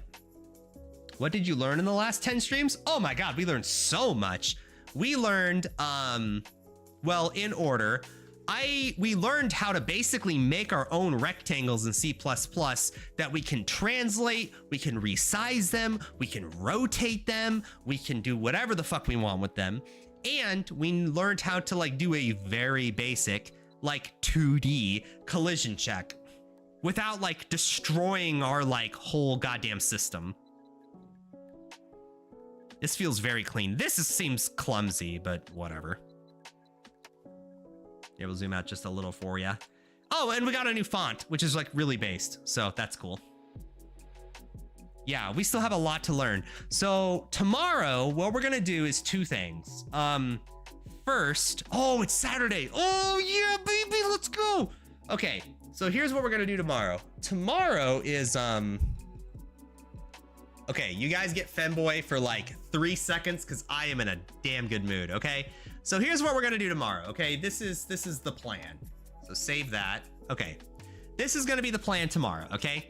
Tomorrow, we are gonna be doing, when we click left mouse button, shoot a bullet, that bullet will then hit the enemy and the enemy will just be erased from the screen, right? We're not gonna get fancy with particles today or anything, just basic functionality. If that goes quickly, because we already have the bones laid out, we already have the framework, and I think it will be very quickly, our development's gonna skyrocket here. It's gonna be like exponential, chat. Femboy is awful? Yeah, I know, trust me. So, yeah, it's gonna be a lot quicker in terms of development. If this was boring to you, chat, oh baby, get ready for this. Is that double if returning true even necessary? It worked. But, well, yeah, sorry, you keep distracting me, chat. So, tomorrow we're gonna left click, shoot a bullet, kill the enemy, erase them off the screen. Cool. Then, if we have time, and I think we will, we're gonna work on parallaxing backgrounds, but it will involve like looking up a little bit of a tutorial on how to do that with SDL. And then, what's after that? Then, what is after that? Audio? But audio's easy. Audio is just SDL3 shit. But SDL3 is not going to be too hard to like get the test library for it, you know? Gary, what do you mean parallaxing backgrounds? Oh, do you not know what parallaxing backgrounds are? Oh shit. Hold that thought, Brownie man. Ask me that question tomorrow when we start doing it, and I'll show you how to do everything. Just load multiple images with alpha channel. Yeah, but I am a little more hesitant on how to repeat those images, Andrew. It's one thing if you have an image and you, it's one thing when you have an image and you have a transparent background and then you have like another layer and all that, that's fine. But if you want to have like perpetual motion, that's a little outside my wheelhouse. Animated sprite? You say that like I know what that is. Well, I guess we do a little, but still. What's after that? After that's audio, but I don't think that's gonna be that bad. And then from there, it's just development of the game. I think for our first video game, I think that is plenty, all right? Development now, I mean, after that, it's just development, right? I think we're just ready to make the game. This is gonna be exciting. We actually get to make our first video game. All right, oh, wow, background change, sorry. All right, everybody, that's all today. That's it, that's everything. Oh my goodness gracious. Come here, chat. Give me kisses. Get down here, chat. Come on, don't dodge your responsibility. Okay, everybody, have a good night. Have a good evening. Give me a good lick goodbye. Fresh. See you tomorrow. Bye. Where the fuck is my end button?